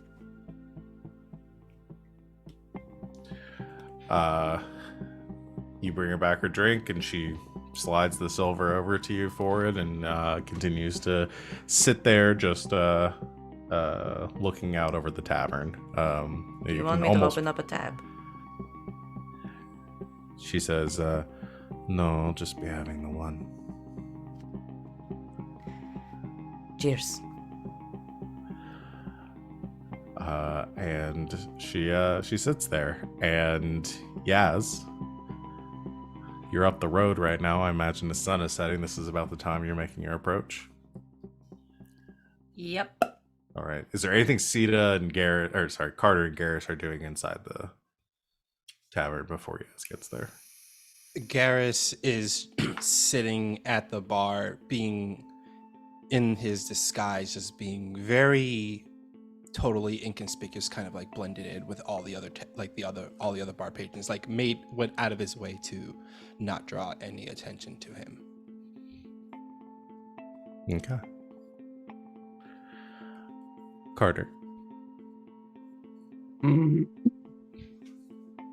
I don't think I need to use the spirit thing yet. Okay.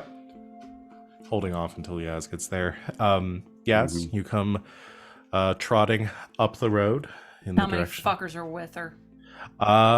You see one outside, currently leaning up against the just next to the doorway outside the bar.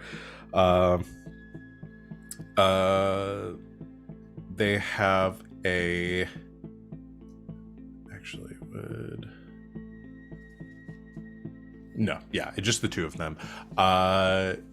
You see Null out there with a pipe in hand, currently like lighting it. A little bit of the spark of light, sort of illuminating his face as the sun is going down, and just gets it lit as you come up on your horse. And he looks up at you as you dismount. Yasmera, I see you're still in Walks one up. piece. Completely ignores him, except ties her horse up, walks towards the door, pulls a small bag out of her pocket with 50 silver in it, tosses it in his face. Sort of like catches it out of the air as it hits his chest and begins to fall. Did I mention I don't work for you? Walks into the bar. You hear kind of a chuckle from outside as the door closes behind you, and you scan over the bar, and it is not hard to miss your mother sitting in the corner. Walks up to the bar.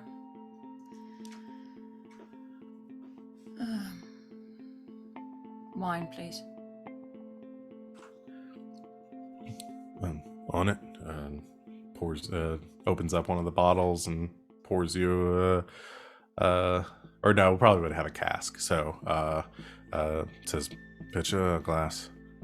Pitcher. Pitcher gives you a cup.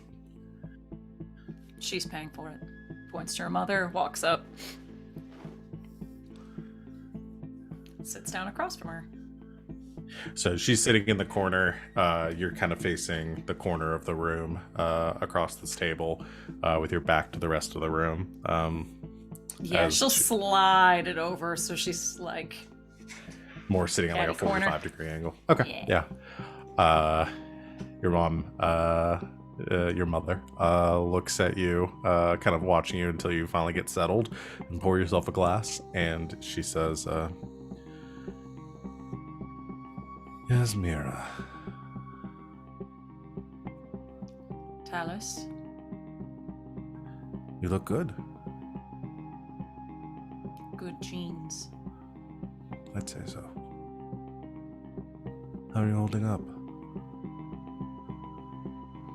Be better if you weren't still working with that weasel. Which one? You've proven my point. No, it's not so bad. Debatable. Have you tried getting to know him? I usually don't spend my time delving into the personals of people who threaten to have me captured and thrown into a re-education camp. Right. What happened to allowing me to make my own decisions? Sometimes decisions get made for us.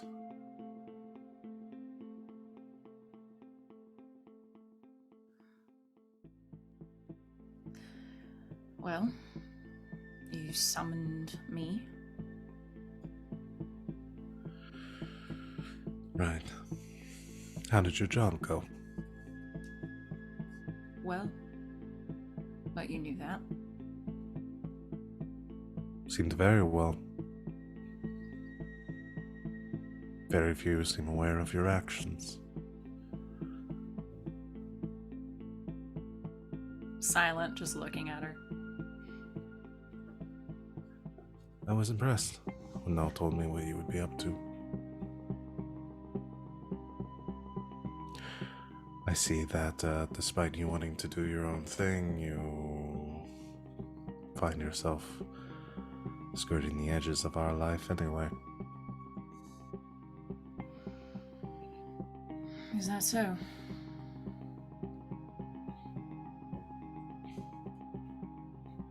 Yasmera, I'm not your enemy here. I don't see much to the contrary at the moment.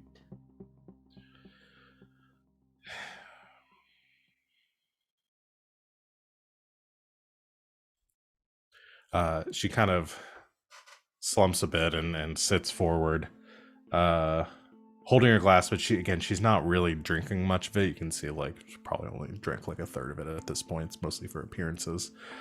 She says, I'm not the one that wanted you to be brought in.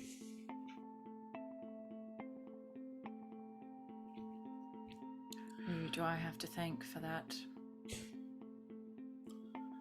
I Lovely think you ride. know who.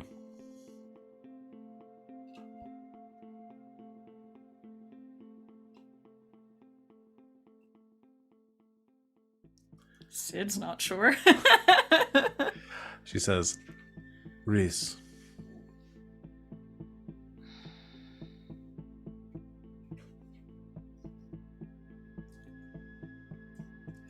I don't know how, but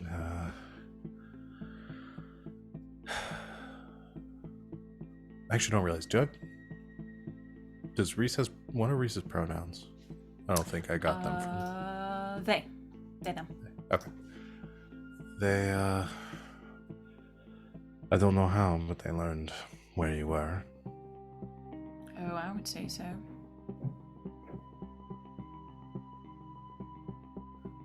They want you brought back in for re-education, assuming you've lost your mission.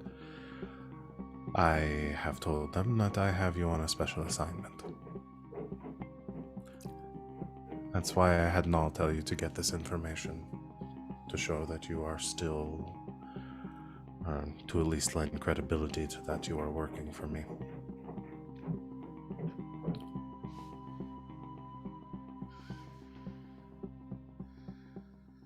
Were they demoted? When I left them in that warehouse.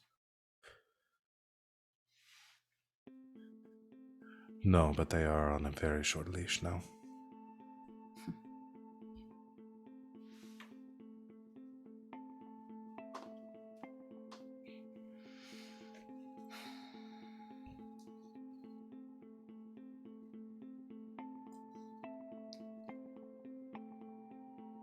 Do you expect me to say thank you? I would never expect that from my daughter. No, but I'm here to tell you that your time is limited. I can only keep the others from questioning your loyalties for so long.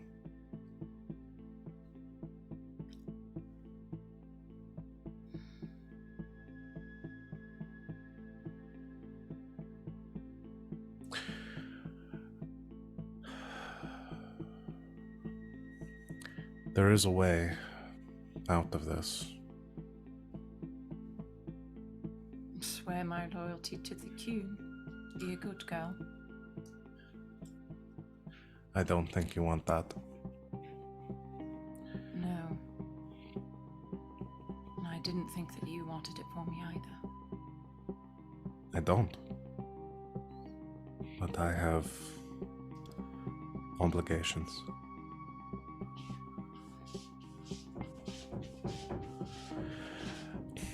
Yasmera, if you can prove your loyalty and you can prove that you have not strayed from the Coon,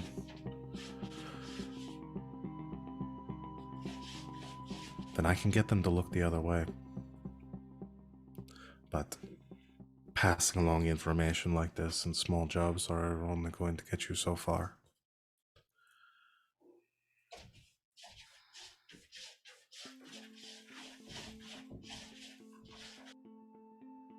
What would they require?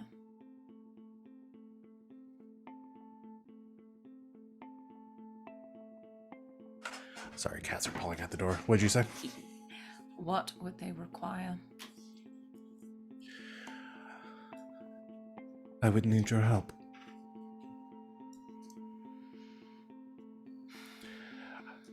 I believe that the Kant is in the city.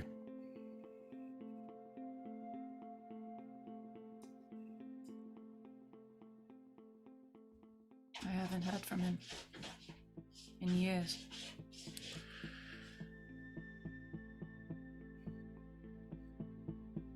I don't know why, but I've been tracking him for a while now, and I think that he's in Val Royale, and I think that, well, I don't think it'll be long until he reaches out to you.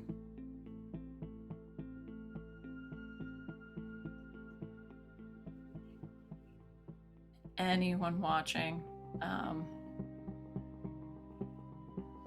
at the mention of a Kant's name, it's the first time that Yaz's stony expression kind of falls a little for a moment.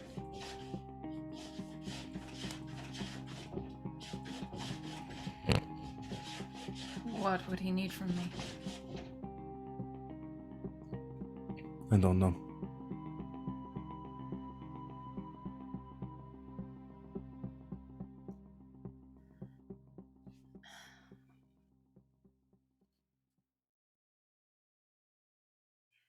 So, to prove my loyalty to my family, they want me to tear my family apart.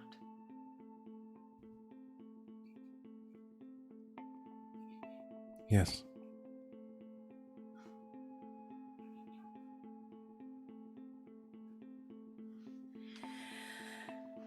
Well, you've always said that Kuhn works in mysterious ways, but this one's a right riddle, isn't it? You know I don't want to put you in this position. Account is my responsibility.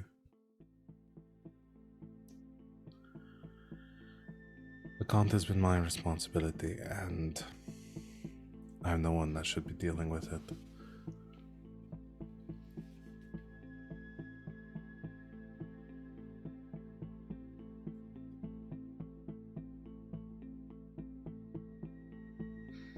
I did not want to put this burden on you, my daughter, but I don't think I have any other choice.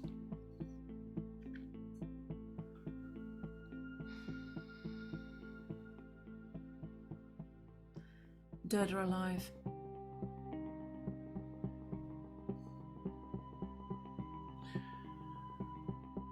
At this point, I don't think we'll have a choice.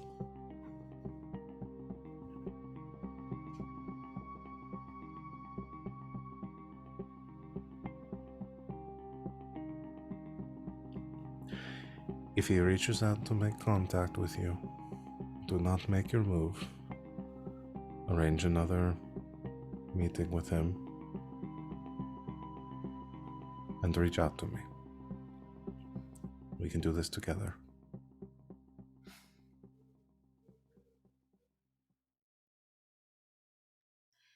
Like a family. I'm sorry.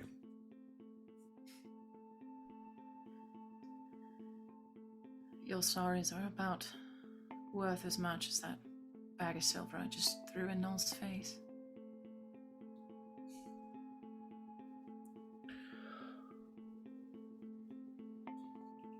One day I hope you'll understand. Until then,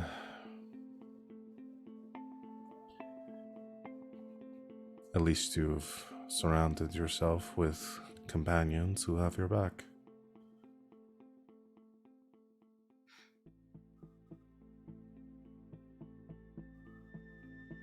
I assume we can't hear any of this. No. Yeah.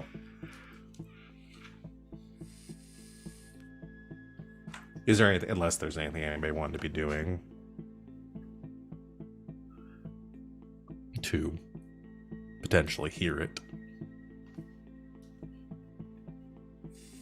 Venehn.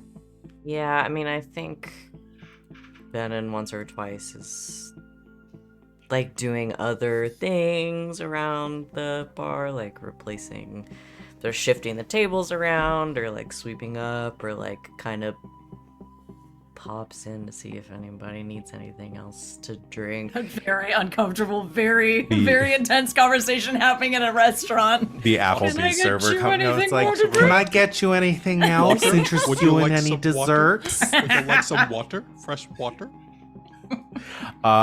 Then I'm trying to figure out the best I check believe to you make. have water, but I don't really believe you ask. Thank you. Let's do a perception check. Oh, good. A perception hearing. I think I had. I mean, I know I have perception. I don't think I have that specifically. Nope, it's just the fear thing. I got some.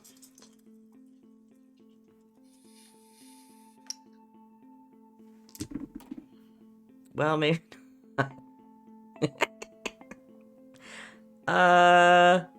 8.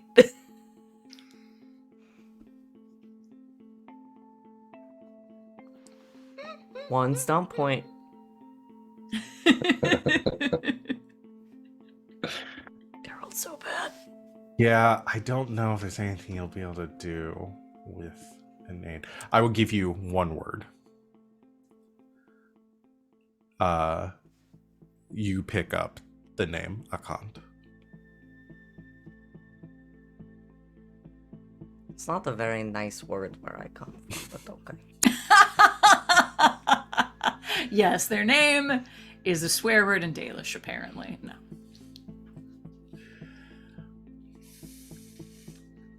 Just file that one away.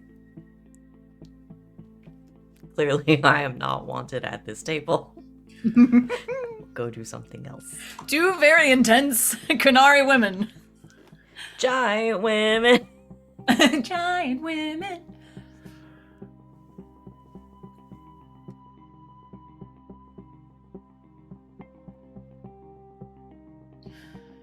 I suppose we'll be in touch then. Right. I suppose we will. And then I'm done. All right. No more extra jobs. No more missions. I'm done.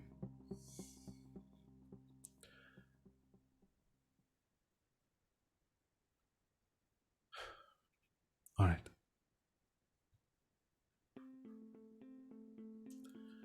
Gives a short nod. Downs the rest of her wine. I think Talus, before you have a chance to stand up, I think she stands up from the table to leave, sensing that you're done with the conversation. And she says, I will leave you to enjoy the rest of your picture and think this over. I know you do not believe me, but everything I am doing to make sure you do not end up like your father.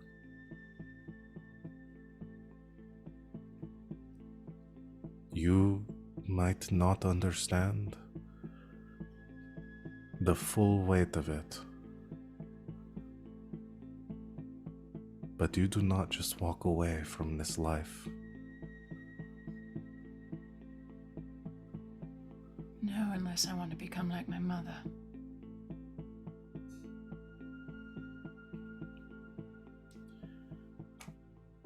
I am trying to avoid that too. And she moves around the edge of the table and she says, and next time Your friends are welcome to sit with us.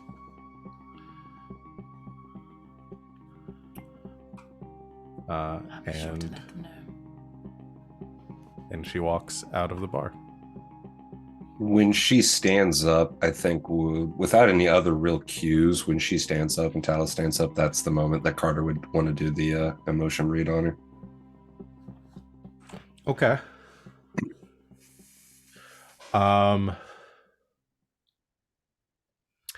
So this is interesting because when you try to read her emotions, it is very difficult, even for like for the first bit that you're kind of focusing on her. It's like you aren't getting anything. However, like almost like a cool surface of water that's just perfectly still, completely neutral. But as she stands up and moves to leave, turning back and saying something to Yaz quietly, I think there's just that faintest ripple on the surface that of emotion you pick up, and it is regret.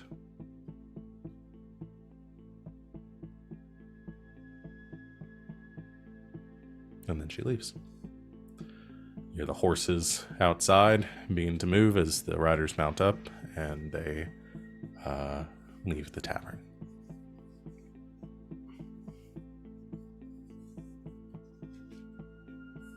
I think as soon as the riders leave, Garas gets up, walks over to the table Yasmera is at, slides in next to her, and will give her a hug.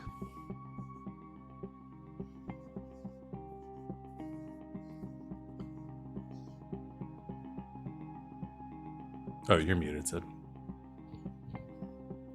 No reaction, just 1,000-yard stare. Like, while he's hugging you, he slowly reaches for the wine, slides it over, takes a Smack. sip. Oh, good. You're reacting good. Then he gives her a hug again. And just holds her.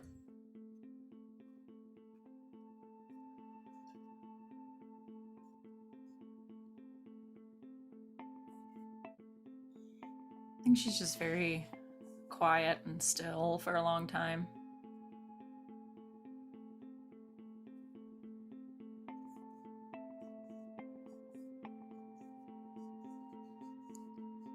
You know, She no didn't even matter take it. were you expecting her to take it? No. It was pointless anyway.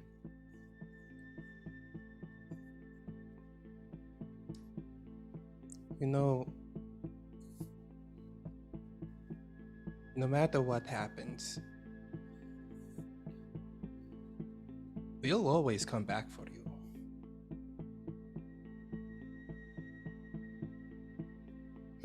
I know this is the part we say, Garas, don't say it, the other things you can't back up. No, I mean it. We will come back for you.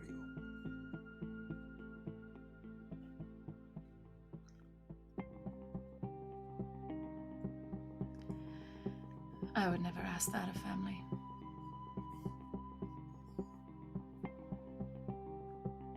And she gets up and heads out of the bar.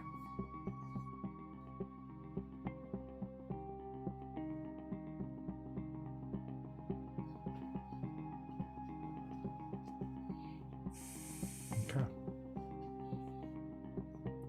So I think we'll end that scene there. Is there any follow-up that we need to do on that, or save that for another backstory drop later on? Yaz will pretend this entire evening never happened. Okay. Garas will always talk about how much he hugged Yaz today, and she knows she will deny it.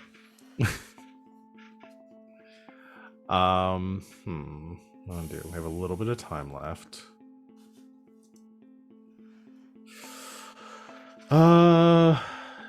Debating whether we have enough time for one more scene.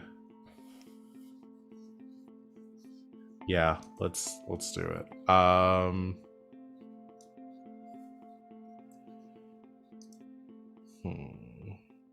Which one? Ven, That's me. let's do your scene with Amara. Okay. We're not going to get through all. We're going to have one more session of interlude stuff. Oh no. It always takes longer than I thought. What a tragedy. Then you're meeting Amara for dinner. Yes. Or okay. So at the appointed hour, Ben does You- dress nice. you do dress nice. Yeah. Doesn't bring flowers because he feels like Amara would be like, what am I supposed to do with this? Yeah. You just brought me a shitty salad to carry around. What are you doing? Great. Now I have to take care of this until it dies. Yeah. Venehn, yeah, you arrive. You're at the Sun Plaza outside the fountains, and as you arrive, you see promptly waiting there for you already is Amara. Is dressed very plainly, obviously not wearing she's not wearing her armors or anything. Wearing her probably something akin to like a suit. Yeah. Like dark breeches and a doublet over top, like, is dressed nicely for LA, but nothing too fancy. Yeah, her hair is sort of is short and usually like kept back.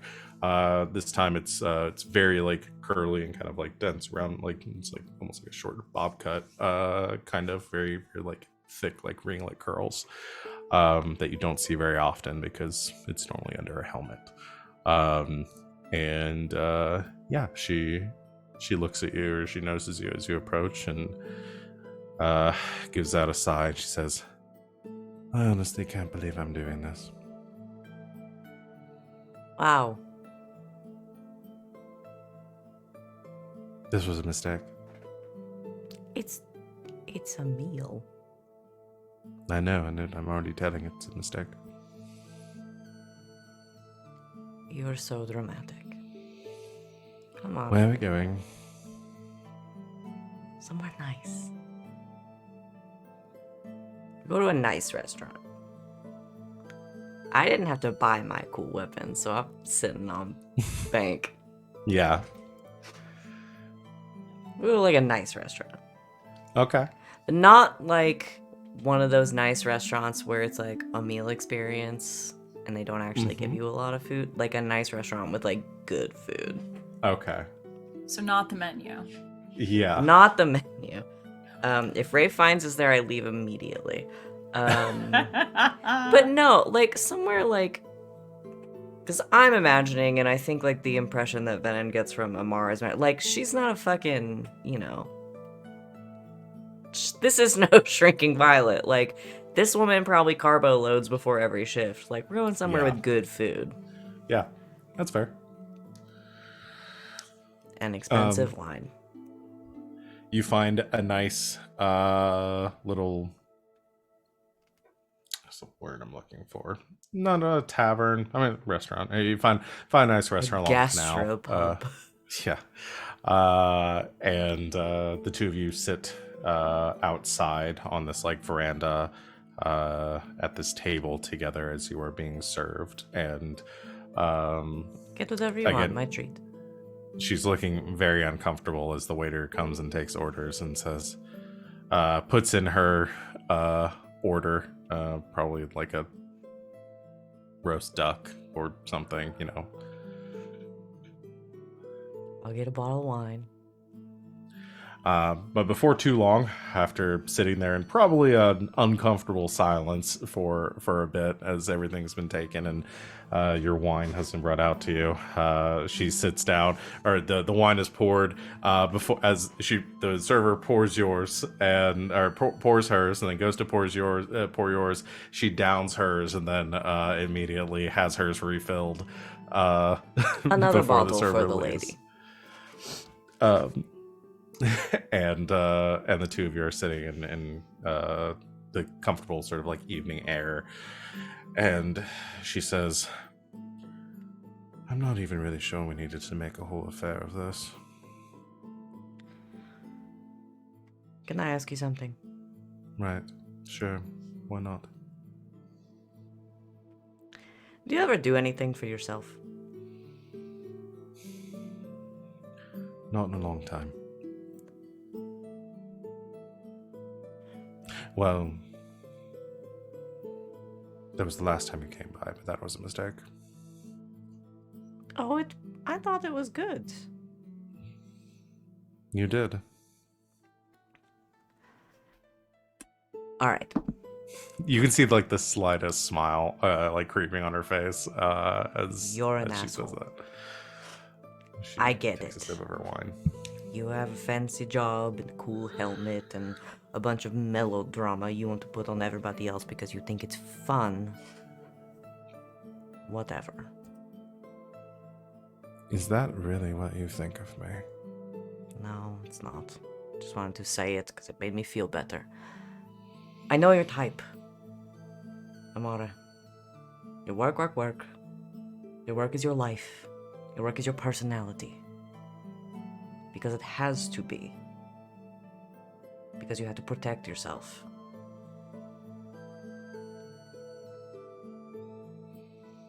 I know you think I'm full of shit.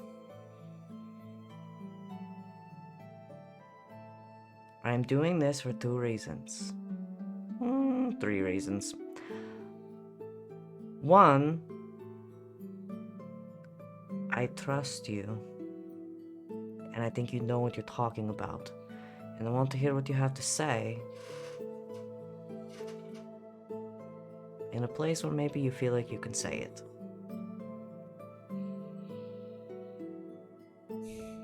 2,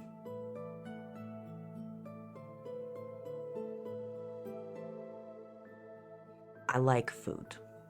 And I have the money to pay for it. But I don't like eating by myself. And everyone else is busy with, like, either their parents being full of drama, or... No offense to Carter, but he's hard to relate to emotionally.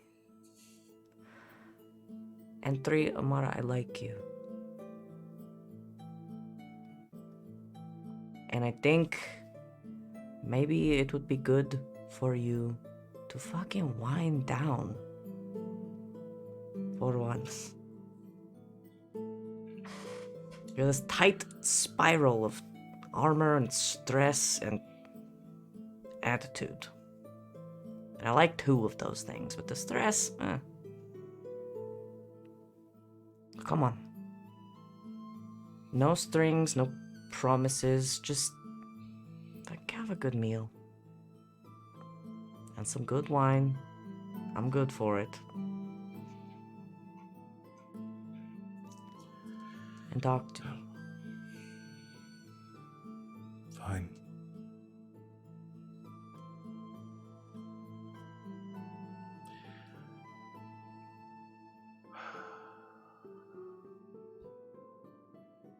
And then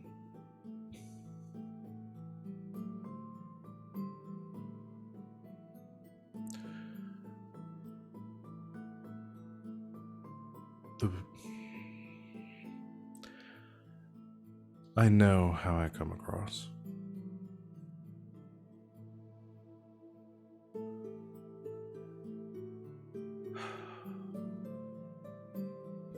I'm only like this because I don't want you to end up,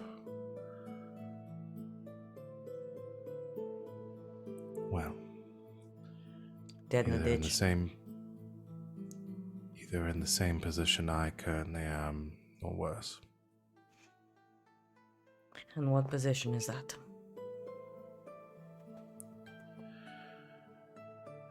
The position where the only way out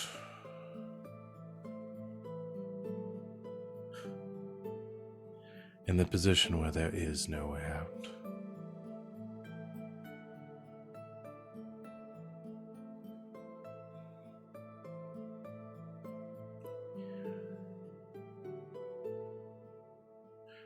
You should leave, Valrio.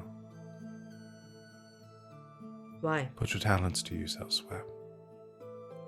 Why?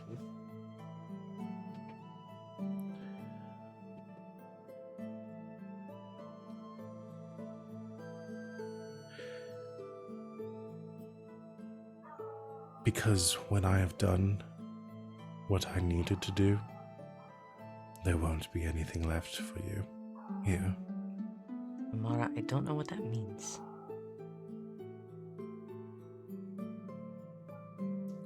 And I'm not going to give up what I have here and what I'm building here for some cryptic bullshit. Okay? I did that with the Dalish in the woods, and oh boy, didn't turn out great. So, we shoot straight here.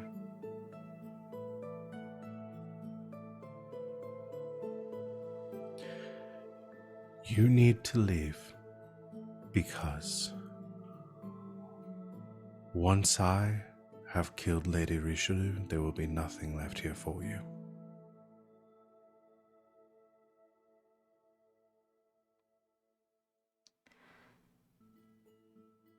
And why would you do a thing like that?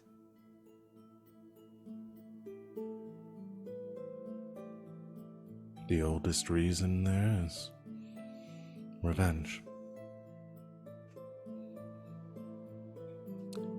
And that's where we're going to end our session for tonight. Why do you keep doing this to me? Oh boy. 3 more hours. 3 more hours. Woo! To be fair, You didn't give me the chance that I was gonna go, sex? to be fair, The oldest I was profession. this whole thing with Amara has gotten dramatized and drawn out in a way when you invite her to dinner instead that I was not expecting. So this is going to be interesting. Full but yeah. of surprises. Unfortunately, Alright. we're running right up on time, so we don't have time to do the entire scene. But I at least wanted to start it and leave us with a good old cliffhanger. Yeah. So that will be it for tonight. We don't have any end of session. Stars and wishes. Let's do stars and wishes. Yay.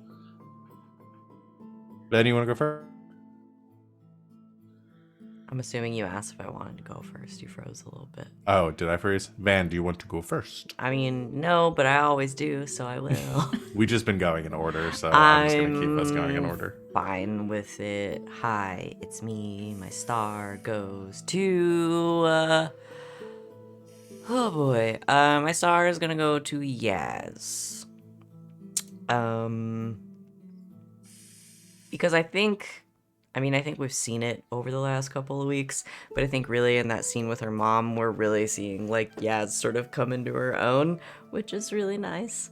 And I'm hoping that it will continue on. Maybe she'll continue to open up a little bit. We're getting little bits and pieces. And I liked that scene with Yaz's mom. I thought it was fun. And well played.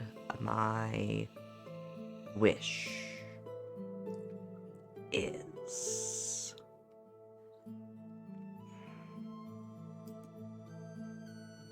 I want to do like a heist, but not a heist, because it's with someone's life. I want to do like an Assassin's That's called Creed. kidnapping. No. I have a word for that. No. You don't understand. I want to kill them at the end. I want to do Oh. like an Assassin's Creed style or like a Hitman style fucking. Like an assassination. Yeah, but like a big, like a thing. Like the Yeah. Winter Palace, but like. Where the goal is to kill somebody. Yeah. Yeah. I've been playing a lot of Hitman. Yeah, I think I wanna that do is going to that. be. I would like to do that too. Like the same Uh, thing, but with murder. And Okay. a giant if- industrial grape crusher. Yep. Vineyard. Yeah. Yep. Piano head on yeah. the head. I was Crust the gonna piano say an head on the- exploding golf ball, but yeah. I was gonna say the crust the piano on their head, but you know. Homing briefcase. Whatever. Scan his picture into the AI, and oh no, your AI soldier is shooting you. My bad. I'm gonna walk out of here now and put on a mascot suit and go blackmail your daughter and push her into a pit. That's Solve all a things murder you can mystery. do in Hitman. Is that Hitman 2? I said man too, yeah. Incredible. In Hitman All 3, there's a right. cult. Anyway, I want to do a Hitman level. That's it. That's all it is. I love it. All right. I have that down. It doesn't I have think to we be a can do man that we hit, but, Hit person. you know. Person. Awesome. Thank you, Van. Who's next? It's me next. God, there's a lot of really good stuff today. I think. Yeah, I think I have to give it to Ven. Just for. I mean, we give him a lot of shit for being a fuckboy, but he's actually very intuitive and really just called Amara on all her shit tonight, and it was really good. And I mean, in no small part, I'm really shipping them hard. So, you know, what, me? Ship something? Never. Wait, you're hot and strong, and you want to do a murder? Do tell. Go on. Heart no, eyes. I'm really enjoying it. And I honestly, and also just to Val in general for breathing life into all of our amazing NPCs. Love it. Just so good tonight. My wish. Oh, I can't wait till you guys meet the rest of my family. It's gonna be fun. Yeah, that's it. I'm excited Oh. for that. I got a lot cooking on I love it. with the old Ben Hasselroth. Mhm. All right. Thank you, Disney. Sid. Wally. My star, so as you know, One Piece is always on my brain. But specifically, Wait, you what? Is- You're yeah, a I fan do. of One Piece? Yeah, I'm a fan of One Piece. Huh. Wow. But specifically because of this, that's why my star is going to Sid for this, because like Yasmera just gives big Nico Robin vibes at Water 7, where there's that scene, and it's kind of like a one part of a wish also, where so in One Piece, Nico Robin is being like taken away by these secret police to be put into jail, and the Straw Hats are like going in fighting against the government to get her back. And there is this really intense scene where they're all standing on the other side of this rooftop yelling at Robin, and they tell her, Robin, what do you want to do right now? And Robin just looks at them with tear-filled eyes, saying, I want to live. And that's when they just unleash hell on the government. And I feel like it's going to get to that point with this crew. So you want Yaz to be taken away for education? Is what you're kidnapped. telling I me. thought Yeah, One like- Piece was about pirates. It It is. is. It is. Oh, okay. But I just feel like it's going to come to a point where, like, because of this scene that happened today, it was so great. I feel like, and it's kind of like going into my wish also, is that it's going to get to that point where Yasmera is just going to declare that fuck this in front of everybody, and the crew just like, all right, we're going to unleash hell now. And it kind of couples into what, you know, Van wants also, of like this assassination mission or just this big rescue mission of Yasmera, and I feel like it's going to culminate to that, and I really want that to happen because of that amazing scene that happened today. I love it. I also just realized Carter with the mask is Sniper King. Yes, he is.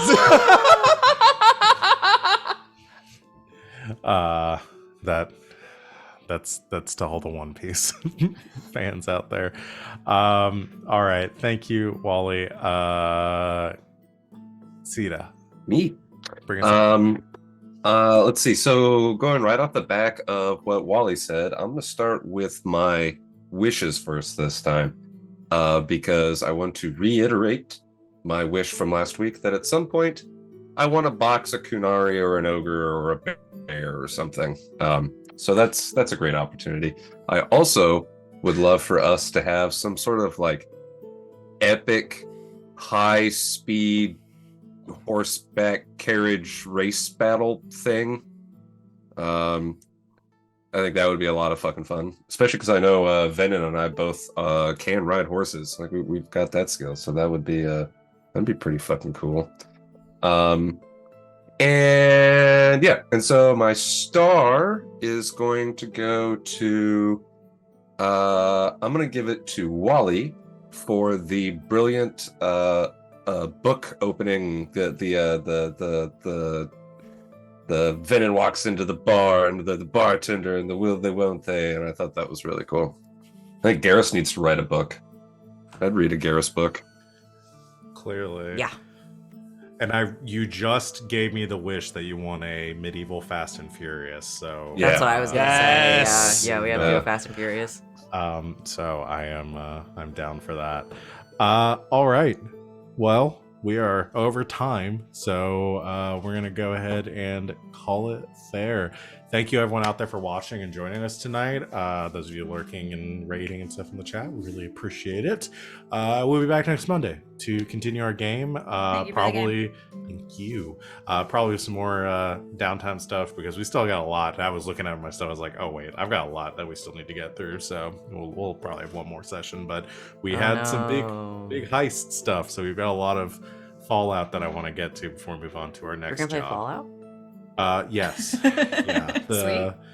The nuclear bombs hit, and yeah, I'm playing Dragon Age Fallout. Welcome Thank you, to my the lovely- inside of my brain. Thank you to my lovely players for making this game awesome and giving good roleplay. It's always a joy to run for a game for this crew. We will see everyone back here next week, and until next time, good game and good night, Internet.